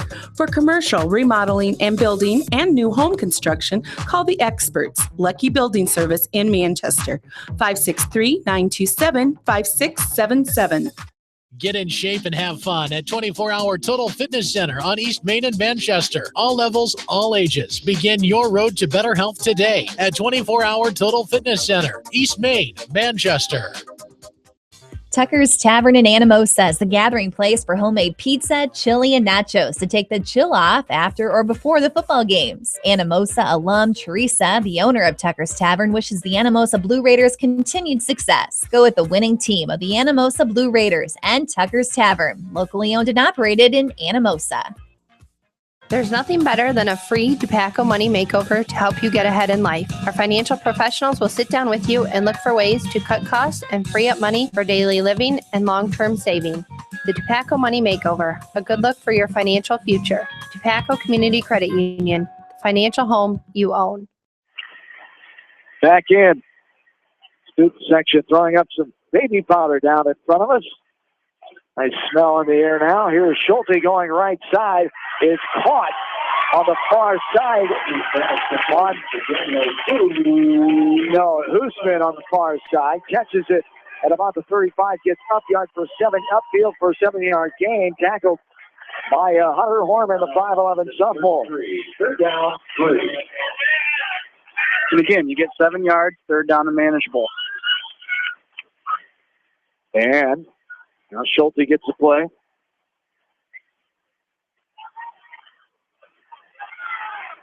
And comes back in ready. Third down and 3, 11:42 to go in the ball game. Here's a little pitch left side, going right to left. This is Hoosman again, gets tripped up and knocked down. Going to be behind the close to the line of scrimmage. As maybe got a yard, maybe. As tackled by Ryan Muller, the 5'9" senior. They're going right to left. Fourth down at about 2 now. Good job by the Mustangs once again of stretching that play out. It looked like it was going to be a big game, but they stretched out long enough for the linebackers to get over and clean it up. Ball's on the 32. It'll be a 42-yarder. Raiders are going for it. Fourth down and 2. Game's tied at 16. 11 minutes to go in the contest. Under center Schulte. They try to draw them off here. They are. So they'll take a timeout. Tried to give Mount Vernon a little bit of their own payback. Yeah. And that's their second timeout, though. That's interesting, using it there with still 10:56 to go in this game. Now just one timeout in a very close ball game. Yeah, that's one of the risks you run by doing that. But, hey, you know what? It's worth it. It would have been big there. If you get them to jump, it's 5 yards, it's a first down. So, yeah, it's catch-22, but I like it. Big crowd on hand here tonight at Downing Field.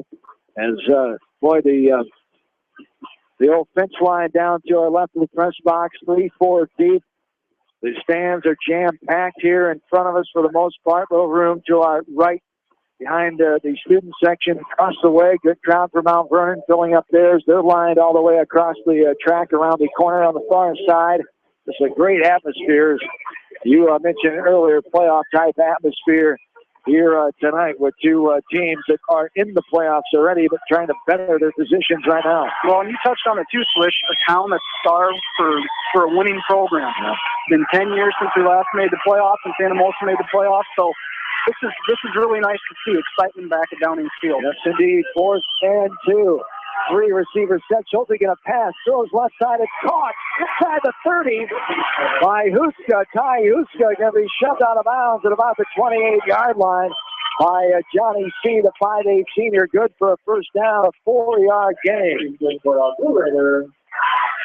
a nice little screen play by the Raiders. You can tell right there they were going to run a screen. Of course, as a defender, you don't realize that they're running the screen. All you're thinking about is getting that quarterback. But when you get in that easy, that quick, it's the telltale sign of the screen, and it was ran to perfection by the Raiders. 10:51 to go, fourth quarter. We're tied at 16. 3 receivers set, 2 on the far side. Here's a pitch to Huska, the man in motion, going left to right, trying to extend, get outside. He has it. He's down inside the 10. Nobody in the end zone. Nobody. Good catch. There is a penalty marker on the play on the far side in front of the Mount Vernon sideline as Huska scampered in from 28 yards out. And it appears to be a hold. A couple Raiders are stunned on the far side. And it's going to be a holding on Anamosa. As they call the second penalty of the second half. And on that far side, I don't know if it was behind the play. You just wonder, something like that. Was it behind the play? Would it even affected it? Or was that the reason he got so wide open in the gap there? But man, he was gone. There was 4 white jerseys just chasing him all the way to the end zone.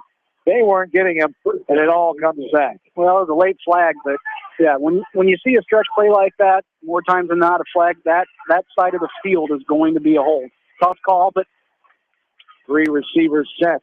2 near side. Schulte going to pass on the first down at 18. Throws right side. Jump ball is there. Makes the catch. Inside the 10. Inside the 5, I should say. And the catch by Tyler Zumba. Boy, he does it again tonight. 24-yard catch down at the 4-yard line. And Tyler Zumba.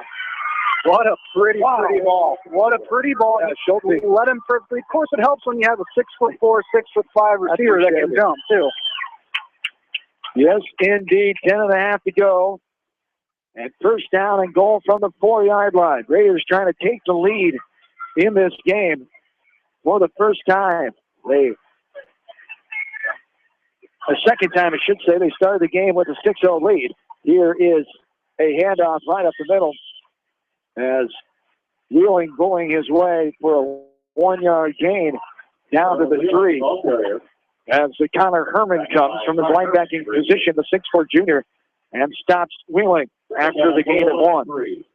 Again, like I said on the last drive and at the end of the third quarter, you get this close in the red zone that you want to take care of the ball. Don't be surprised if you see 3 runs here right now. Second down and goal from the 3-yard line. Tied at 16, 9:40 and counting in this one. 3 receivers set.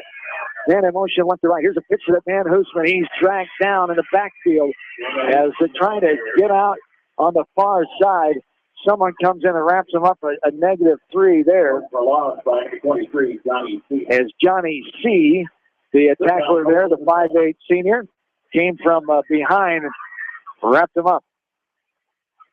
Well, if I'm a betting man, which I'm not, but I wouldn't be surprised if you see a little jump ball out there to Zumball. Why not? He's come up successful most of the time tonight. A couple splendid catches. Under center is Schulte. Man in motion. Hoosman, here's the pitch back to Hoosman. He's going to scamper into the end zone. Touchdown! Touchdown, Blue Raiders! The 7-yard run by Daniel Boone. Hoosman. And the Blue Raiders take the lead. Well, good thing I didn't bet. Yeah. But, man, what a great play. A little misdirection. It looked like it was going to be kind of a sweep to the far side of the field.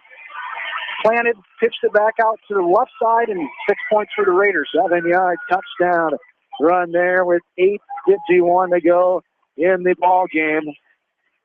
And the Raiders trying to extend their lead to 23, and they do. Temp up and good. 23-16 now. The lead for Anamosa. We'll take a quick timeout. Back after this in KFC Sports. 17. You expect big hits on the football field and not on the road, so when the unexpected happens, call Krager Body Shop in Dyersville. They specialize in major and minor collision repair and frame straightening. For all of your auto body work, see Krager Body Shop in Dyersville. Dr. Oldham and Dr. Jocelyn Slater and all the staff at Anamosa Dental Associates are proud to support the Anamosa Blue Raiders. For dental excellence and compassionate care, Anamosa Dental Associates. Keep bringing home the victories. Go Raiders! The Manchester Press is your community newspaper. Check out the sports section for game stats and photos of area players and game highlights. The Manchester Press, serving the area for over 130 years. John Swisher, Brett McNamara back with you from Dowling Field at Kimpering Track. Blue Raiders take the lead, 23-16, 8:51 to go. Quarter number 4. Anamosa 5-1, 4-0 in the district, trying to stay undefeated in the district play. Heading into next week's non-district game right back here against Union, the final regular season home contest of the 2014 campaign. Here's a kick right to left. High moving kick off the right foot of Temp, and it goes in the end zone, a touchback. As Mustangs will take over 1st and 10 from their own 20-yard line, with the Blue Raiders leading now 23-16, 17 unanswered points. And Hoosman was the latest Raider to get into the end zone, the 4th Blue Raider to score here tonight. Schulte, Wheeling, Temp, and Hoosman. So we talked about it. When the offense is clicking and doing good things, it's a little mixture of everybody, and that's what we've seen tonight. Well, it's all about mixing it up. Like I said earlier, the first half it was strictly run. Anamosa's doing a good job of mixing it up, and it's paying off. Here's Cochran with the keeper. Fake handoff. He goes left side of the far side near the left hash. He gets just shy of the 25-yard line. They'll mark him down about the 24 for a 4-yard gain. And the tackle by Logan Rubner. Rubner, the 5'8 junior, came in and wrapped up. 8:30 and counting here in the ball game. As the Raiders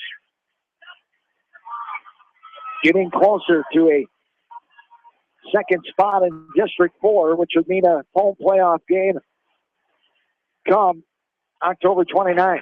Here is rolling out Cochran. Going to throw it. Tipped.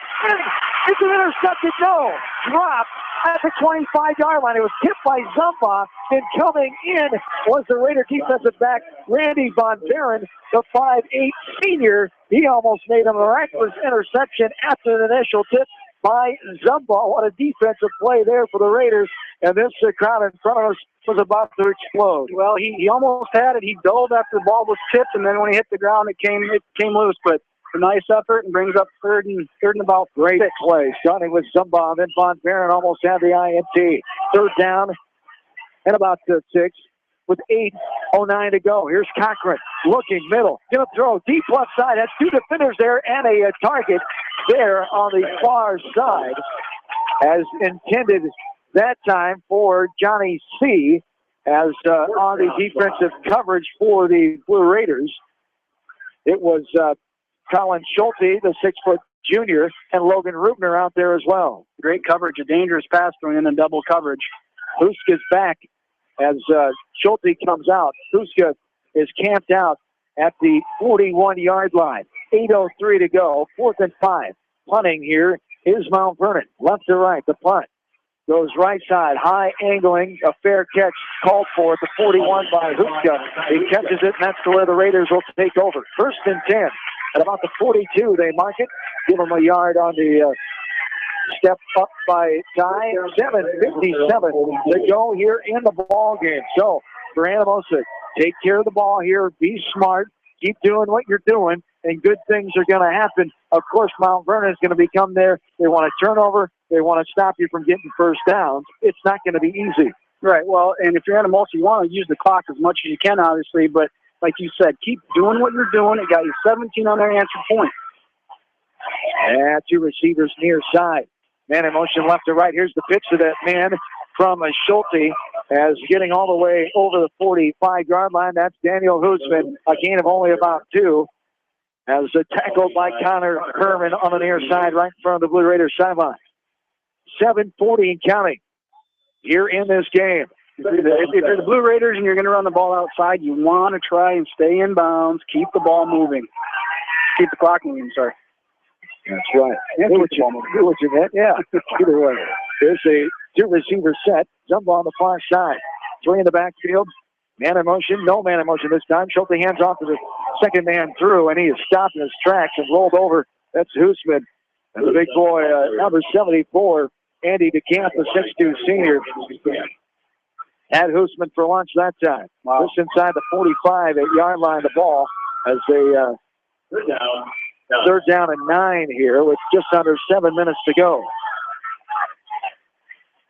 Yeah, Boone wasn't going anywhere on that tackle. Ate him up and kept him right where he's at. Ball's on the 43, going right to left. 2 receiver set again. Here is, turns out to be a 4-receiver set. Schulte's in trouble, though, and taken down right at about the 41-yard line as he loses about 4 or 5 as the tackle by Josh Hoff, the 6-foot senior. Also in on the play was Andy DeCamp again, the 6'2 senior.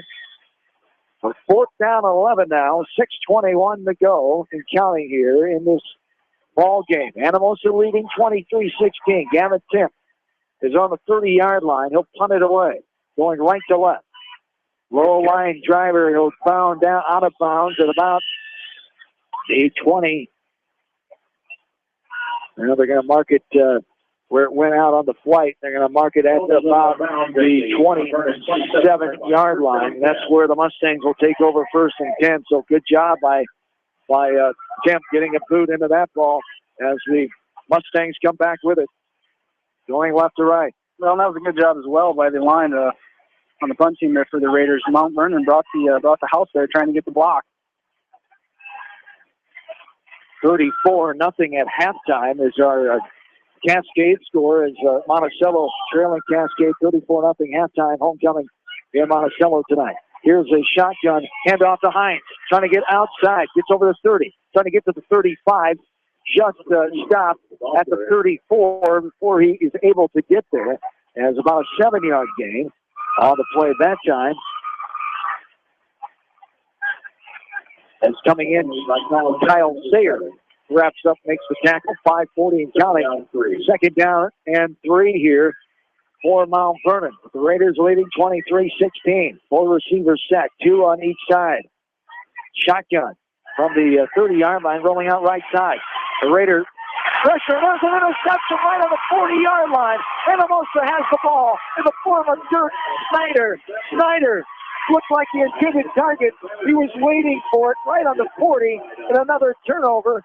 And we do have a penalty marker on the play. A penalty flag on the play. Hold everything once again. Just when the powder came out. Well, it's after the play, so Anamosa is going to keep the ball. We should, and we'll see. I think it is on the Blue Raiders. Little scuffle there.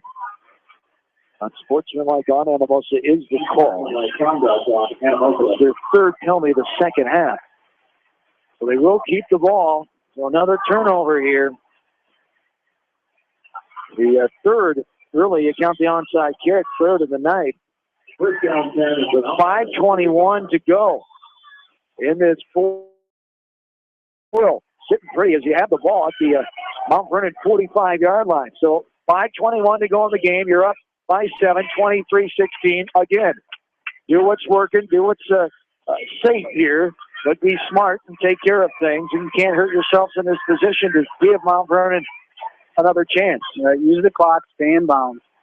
Here is Schulte, right side, hands off, getting up to about the 40. The fullback, Trevor Wheeling, gets the 5-yard gain. About the 5-yard gain they give him. He has tackled that time by Johnny C. and Jake Wheelan was there as well.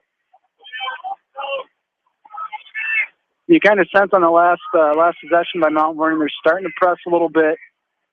Feel the clock and the momentum obviously has swung, but it was just an inadvertent pass to the wrong color if you're the Mustangs. That's right. As here's a handoff right up the middle and going to be finally blown dead right on the 40-yard line, going nowhere. Again was Wheeling. As coming in and getting the tackle, Connor Herman, the linebacker, involved in a lot of tackles here tonight for that Mount Vernon defense. The Raiders will go right. Continue to go right to left. 3rd down and 5. 4:15. And counting here in the ball game. One receiver, near side.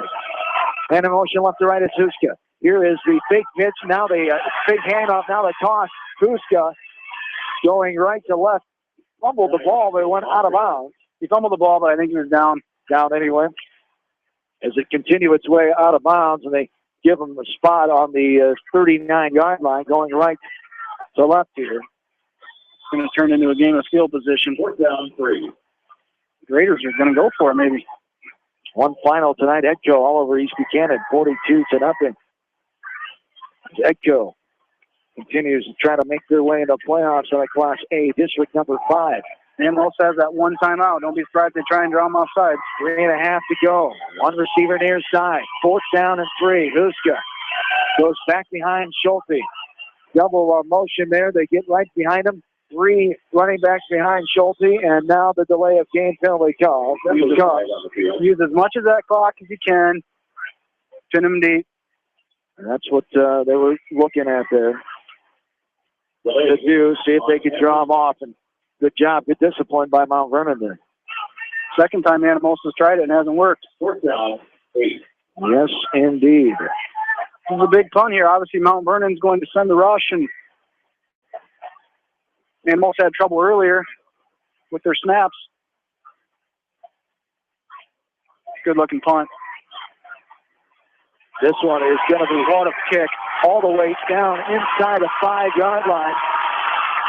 What a kick indeed by Kevin Kemp. Monstrous kick. Mount Vernon's got to go 98 yards now. All the way down to the what? 2. Their own 2-yard line. How about that? Great kick. First down, 10, Mount Vernon at their own 3. As first and 10. As Mount Vernon comes out with 3:08 to go in the ball game. So Mount Vernon leading 16-6 at the halftime break. Since that's been all Anamosa. As there's a pass over the middle, caught, and then tackled. Herman catches it right on the 20-yard line, gets over the 20, as a couple of Raiders in for a 16-yard gain, and then coming in with the tackle for the Blue Raiders is Kyle Shapansky. Colin Schulte was around as well. First down, haven't been many of them here. I have one unofficially in the second half for Mount Vernon. The defense has done great. Cochran drops the ball, gets it back and runs right side. Look at a pass. He throws down the field, has a man there, turns around and can't come back and get it. As it goes down the 49-yard line, incomplete. As turning around was Luke Muller, the 5'9" senior, had the defender 4 steps behind him. Wouldn't be able to get that ball and maybe continue to run, but just out of the outstretched arms of the intended target, Muller, that time. Well, and when the quarterback was rolling out, you saw about half the Anamosa section stand up. They wanted a hold on the play. Didn't get the call. I haven't seen many of those tonight on Mount Vernon's side, as there is a penalty marker, just as they say that, is it going to be called on Mount Vernon? I've only got them still for 1. Outside Raiders. Call on Anamosa again, they're 4th. Second half, 8th of the ball game unofficially. It'll be a second down and 5. Second down and 5. Ball will be on the Mustang on 26-yard line. 2:42 to go. Fourth quarter. 23-16. Here's Cochran rolling out.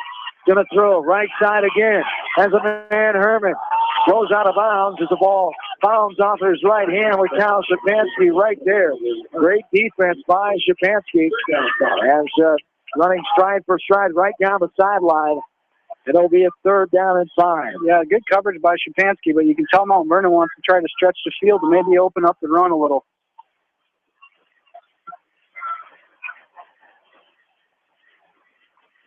Mount Vernon still has all their timeouts. Anamosa has 1 remaining. 2:35 to go in the contest. 23-16. It's a third down and 5. Ball is on the 26. 4 receivers set. Cochran in the shotgun. Looking up the middle. Now left. Now right. Now scrambling. Has pressure coming. Gets rid of it. Right side. Has a man come back for it. Catches it at the 43-yard line. Gets to the 46.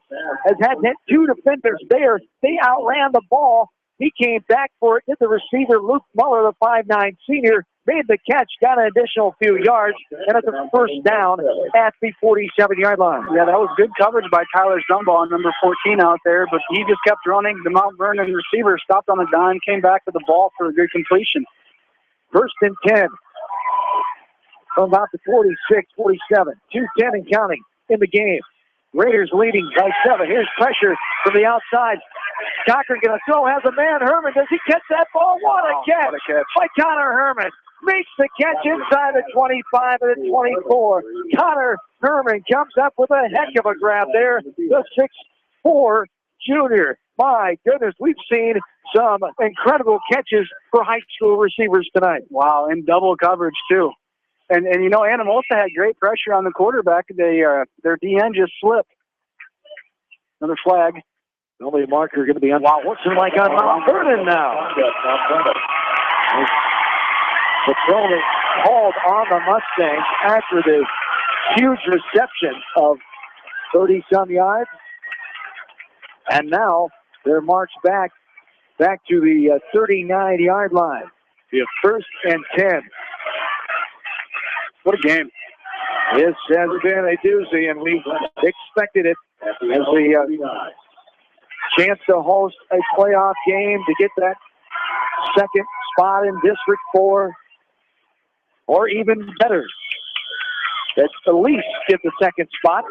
Cascade's still on the schedule for both of these games yet, as they're commanding lead over Monticello 34-0 at halftime tonight. On Mount Vernon sideline. There is a sideline, 30 yards by sideline. Coach Peterson not happy on that far side at all.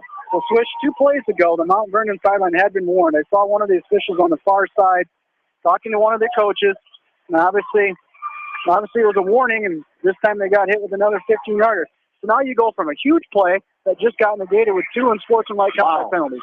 That's tough. As discipline there, Mount Vernon hurting themselves. 3 receivers set. Cochran gets it over the middle, has the man right at the 45-yard line, over the 50, dragged down. Boostman gets the receiver, had him on his back for a little bit as Mickey Hines, the receiving target, gets a gain of 8, but it'll still be a second down and long. A second down, that cab ride to Amber this time, but a timeout first. Timeout called for Mount Vernon. Their first, will have 2 more. We'll take a breather as well. 1:20 to go. And this exciting barn burner here tonight from Downing Field. Raiders lead 23-16. We're back after this from KFCH Sports. Great food and great fun with friends. That's what's waiting for you at Beaver's Lounge in Manchester. Check out their Thursday night bucket of wings special and Friday night fish special. Beaver's also has a different lunch special every Monday through Friday. Beaver's Lounge on the corner of Main and Madison in downtown Manchester. Leave it to Beaver's to show you a good time. Bill and Angela with Russell & Russell Insurance in Anamosa wish the Anamosa Blue Raiders football team and coaching staff continued success this football season. Just like the Anamosa Raiders coaching staff, Russell & Russell Insurance can come up with a winning plan that's just for you. Go Raiders. Newhouse Construction and Concrete is proud to support all our area athletes. Give Phil a call at 927-5178 for your commercial, ag, or residential projects, or visit newhouseconstruction.com. Newhouse Construction and Concrete turns design into reality. Welcome back here to Downing Field. John and Brett along with you. 1:20 to go in this game. 23-16. A second down and 16 for Mount Vernon, going left to right. Shotgun for Cochran. 2 receivers set. Cochran gets the low snap. Right at the 50. Backs up. Goes right side. Has a man out there, but 2 defenders. It's blocked, knocked down, and blocked. Hit on the bound. Good coverage there by Anamosa Logan Rubner, the 5'8 junior, and also Kyle Sayer, the 6-foot junior as well. Great defensive coverage. Just going up for that jump ball. 2 against 1. They got the job done. Yeah, that was a team effort. Rubner had the coverage, and Sayer came in to clean it up and knock the ball away. Didn't go for the pick, just made sure the Mount Vernon receiver wasn't going to be able to make the reception. Third down and 16, 1:13 to go. First, we're going to have a timeout, Anamosa. And the final timeout for Anamosa. So they really want to set things up here on a third down situation and force Mount Vernon into a 4th down and long. Third down and 16, the ball be on the 45 as we'll keep it right here. Well, and I'm sure Coach Streets is telling his defense right now, know where the first down line is to keep everybody in front of that line. So the Anamosa huddle right in front of the Blue Raiders sideline. Anamosa jumped out to that lead early in the game, 6-0. They trailed 16-6. Since then, it's been all Blue Raiders outscoring them 17-0 as Anamosa. 16-16 after the third quarter. They got their first score in the fourth quarter with 8:51 to go. Here come the Mustangs. Third down and 16. 1:13 to go in the contest. 23-16 is the score. Anamosa looking for their 6th win. Overall, their 5th. And to stay undefeated in District 4. 5 receivers set. Trips on the near side. Cochran looking over the middle. Throws over the house. A wide open receiver at the 34-yard line. He's slammed down by Colin Schulte and Connor Herman. The 6'4 junior and Colin Schulte, the 6-foot junior, He was slammed down there, and Schulte did not want him going anywhere else from what they just got. And that was a nice aggressive tackle by Schulte, but a big pass play there will be a much reasonable fourth down here for Mount Vernon. It'll be about 4th and 3 or 4 here as the ball is outside the 30 at about 31, 32-yard line. At the 31, they call it a 4th down and 4. A timeout here for Mount Vernon. They still have one remaining. Anamosa is all out with 1:04 to go here in this game. What a thriller it's been here tonight from Downing Field in Anamosa. The Blue Raiders trying to stay unbeaten in district play, as is Mount Vernon, 3-0. Anamosa's 4-0. Big fourth down. If you're Anamosa, you realize you make the stop, the game's over. So do you go out and bring everybody? Risky move. Got to make sure you cover your bases here. 4th down and 4 from the 31. 5 receiver set again. Trip near side. The formation that just worked for a big game. Cochran in shotgun. Looks middle. Looking right. Now looking middle. Throwing over the middle. Has Herman there. He catches it right at the 20-yard line. It'll be a first down by about 5 yards. A 10-yard gain. Right on the 20. As Logan Rubner, the 5'8 junior, came from behind and got the tackle. Under a minute to go. Another first down for Mount Vernon. They haven't had many, but finding them in the right time here in the second half. Here's Cochran, rolling right side, still rolling, pressure coming, throws.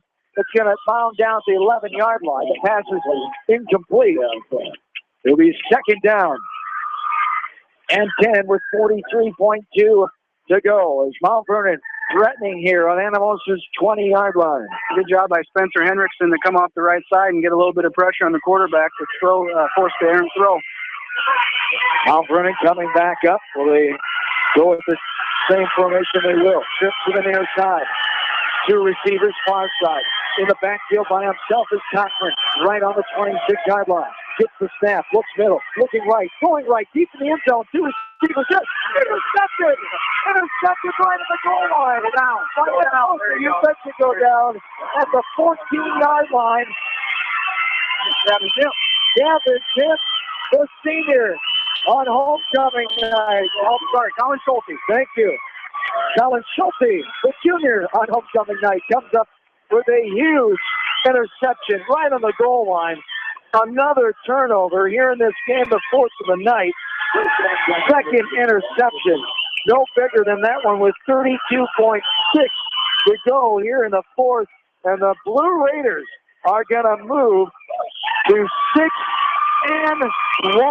And how about the wherewithal of Colin Schulte, a junior playing varsity football, to intercept it and go down. Yes, indeed. And there the clock, the kneel down to the clock, and these fans are going to go crazy. And go crazy, Anamosa. Why not? 3-16 is going to be your final as the Blue Raiders take down Mount Vernon. They improve their record to 6-1. 3-1 at home, 5-0 in District 4. As Mount Vernon falls to 4-3, 2-1 on the road, and 3-1 in District 4 play. We'll come back and start to wrap this one up here from Downing Field. Anamosa gets the victory here tonight, 23-16 over Mount Vernon. We're back after this from KFC Sports. Our local sports teams build strong programs by mastering the fundamentals of the game. Our F&M Bank team has also built a strong foundation on mastering the fundamentals in banking, where a handshake goes a long way. You are provided clear-cut solutions to your financial questions, where you are greeted by name. This is the F&M Personal Touch. F&M Bank, the right choice. Member FDIC. Going above and beyond is the standard of care at Above and Beyond Home Health and Hospice Care. Their compassionate staff cares deeply about the comfort of their patients. A nurse is available 24 hours a day, 7 days a week. Above and Beyond Healthcare, the more they care, the more beautiful life becomes. Proudly serving Jones, Jackson, Johnson, Lynn, Clayton, and Delaware counties. At Georgian Auto in Manchester, their approach to auto repairs is simple. Fix it right and get you back on the road. From tires to transmissions, they fix it all. Georgian Auto in Manchester, where complete automotive service and repair is their complete focus. Going above and beyond is a standard of care at Above and Beyond Home Health and Hospice Care. Their compassionate staff cares deeply about the comfort of their patients. A nurse is available 24 hours a day, 7 days a week. Above and Beyond Healthcare, the more they care, the more beautiful life becomes. Proudly serving Jones, Jackson, Johnson, Lynn, Clayton, and Delaware counties. Welcome back in at Dowling Field. John Swisher, Brett McNamara. A happy homecoming crowd here tonight, making their way out the exit for Anamosa as the football team, a new tradition this year with their victories. They've done now 6 times, able to get their 6th victory here tonight with the singing the fight song on the track right in front of the home crowd. And what a scene that was as the Blue Raiders get victory number 6 tonight. 6-1 as they assure a home playoff game, either first or second place in the district now, as they do have one more game. They could still get the top spot. Cascade at the top of the conference, a commanding lead last check at halftime over Monticello tonight, 34-0. But Anamosa doing themselves so well, putting themselves in great position, and it'd be only the second ever playoff game in the history of Anamosa, the first since 1987 on that early November night in 1987 with head coach first year Jeff Alderdice and the Blue Raiders when they took on the West Delaware Hawks and fell right here at Downing Field by the score of 17-14. So the history keeps on being broken here by this Blue Raider team. And as you mentioned earlier, boy, it's good to see this excitement back here. Haven't seen a crowd like this since the team we honored tonight, 2004, the last winningest team in Blue Raider football history in 04, as 8-2 that year, as that was the first 8-win team in 47 years. And so it's been 67 years. This team still got a shot carrying on that tradition as 2 more games to go with Union non-district next week and then at Cascade on week number 9. But what a great atmosphere it was here tonight. And what a difference of halves there. Anamosa came out down 16-6. They outscored the Mustangs. Defense came alive and shut down that offense. And then the offense came alive for Anamosa, scored 17 points, outscoring the Mustangs 17-0. And they did it in a variety of ways. Yeah, it was a Dr. Jekyll, Mr. Hyde. In that first half, Mount Vernon had Anamosa back on their heels. They were controlling the clock. They were getting big chunks of yardage on the ground. And then in that second half, Anamosa took over offensively. Defensively, pitching that shutout was huge. Yeah. Just a great win. And Swish, you touched on it. Next week they go out of district. But that game in Cascade the last week of the season, that's gonna be a big one. Just a tad in Cascade, week 9 of the season. As a look at some of the stats here, turnovers for Mount Vernon, they had 4 of them. You include the onside kick, 2 interceptions, and 1 fumble. As the biggest one, Schulte with the interception right on the goal line to seal the deal late in this ball game. As Anamosa able to keep control of the ball, had no turnovers here tonight. Mount Vernon, they had 12 first downs on the night to Anamosa's 15 penalties. Mount Vernon only had 3 to Anamosa's 8, but there were some crucial penalties in that last drive and helped Anamosa seal the deal with the help of the interception, of course, as well. In a game that lasted just a little over 2 hours and 12 minutes here tonight as the Raiders get the win 23-16, and just a tremendous effort by this group of Blue Raiders. 17 juniors and 13 seniors for this team. Give Mount Vernon credit. They'll give some teams a fits here the last few weeks of the season, and they are a deserving playoff team in their own right. Good luck to Coach Peterson and company, but Coach Streets and the Blue Raiders rolling right along here in a tremendous effort here tonight at home in front of this homecoming crowd. Yeah, and like you said, Swish, Mount Vernon show that they're not a one-dimensional running team. They're going to throw the football. Anamosa did the same thing. That second half, they opened it up a little bit, mixed it up, did the run, did the pass, and it paid off. Yes, indeed. Go over the final scoring here as it all started with Schulte, an 8-yard run, 6:19 to go in the first. That made it 6-0. Mount Vernon struck back with a 67-yard run by Mickey Hines with 4:55 to go in that quarter number 1. As 7-6 was the score after that. as Mount Vernon scored back. Cochran has a 1-yard run, 8:57 to go, and the second. 13-6 was the score there. Moore came back with a field goal, 43-yarder. The sophomore has made the halftime score 16-6. And then it was all Anamosa in the second half offensively. Wheeling, Temp, and Huseman. Wheeling, a 2-yard run. Temp, a 34-yard field goal. And then Huseman, the 7-yard run. As 8:51 to go in the fourth. As that was the final score, and the Raiders got the victory here tonight, 23-16. So a big congratulations to those Blue Raiders as they move on now at 6-1, 5-0 in District 4 play of Class 2A. Get ready to welcome in non-district foe Union next week, who's a quality team. They came in with 5 wins tonight in Class 2A as well. And then, of course, we said the showdown that everybody will be waiting for now in Week 9 to decide this District 4. Cascade on the road, taking on the Cougars in week number 9. That's going to do it here tonight. I want to thank in-studio producer Janelle Tucker. I want to thank all the folks here at Anamosa making us feel welcome. Scott Willie, the fine PA man. Brett Jones, the new AD here, first-year AD. Derek Roberts, the former AD and now middle school AD at Anamosa.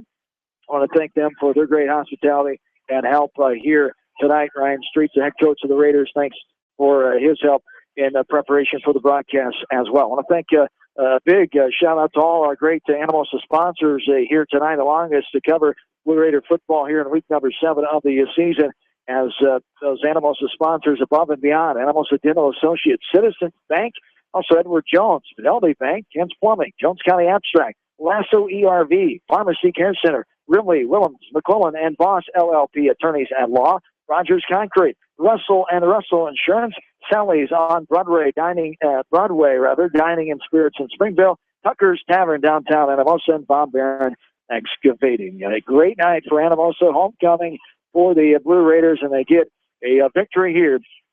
Final score, once again, they take down Mount Vernon 23-16, moving the record to 6-1, 5-0 in district play. Brett, good to do a football game with you again. It's been 8 years. It didn't feel like 8 years for you. You picked up right where you left off. 8 years since we've done one of these together.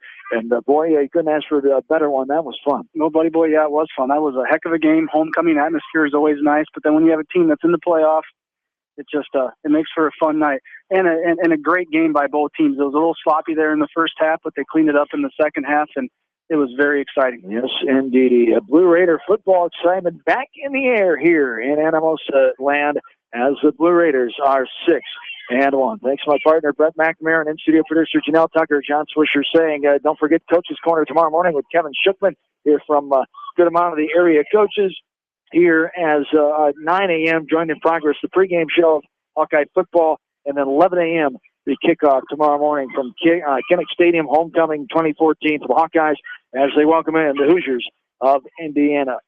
Have yourself a good Friday night, safe one, everybody, and so long from Anamosa, Iowa. Citizens Bank in Anamosa is proud to support all area athletes. They recognize all the hard work and dedication it takes in the classroom and on the field. Citizens Bank can help you with your financial needs. Citizens Bank has been serving Anamosa and the surrounding area with their banking needs since 1907. Bob Stephen Motors in Manchester proudly supports all area athletes. Bob Stephen Motors is your locally owned and operated GM dealer in Manchester. Check them out on their web at bobstephenmotors.com. A great night out awaits you at Hartridge Golf Course.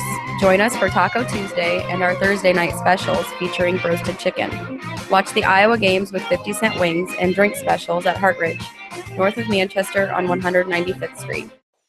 Many of us spend more time thinking about what's for dinner than thinking about retirement. But if you think your retirement needs deserve more attention, Edward Jones can help. Stop by Edward Jones Financial Advisor Kent Stryker's office at 400 West Main Street, Suite 100 in Anamosa. Edward Jones, making sense of investing, member SIPC. Northeast Iowa Telephone Service in Manchester has everything you need to stay connected. Northeast Iowa Telephone has a staff of professionals available to help you get connected, from the installation of your new entertainment system to cable and data wiring in your home or business. Northeast Iowa Telephone Service is your sight, sound, and electronics connection on South Franklin Street in downtown Manchester.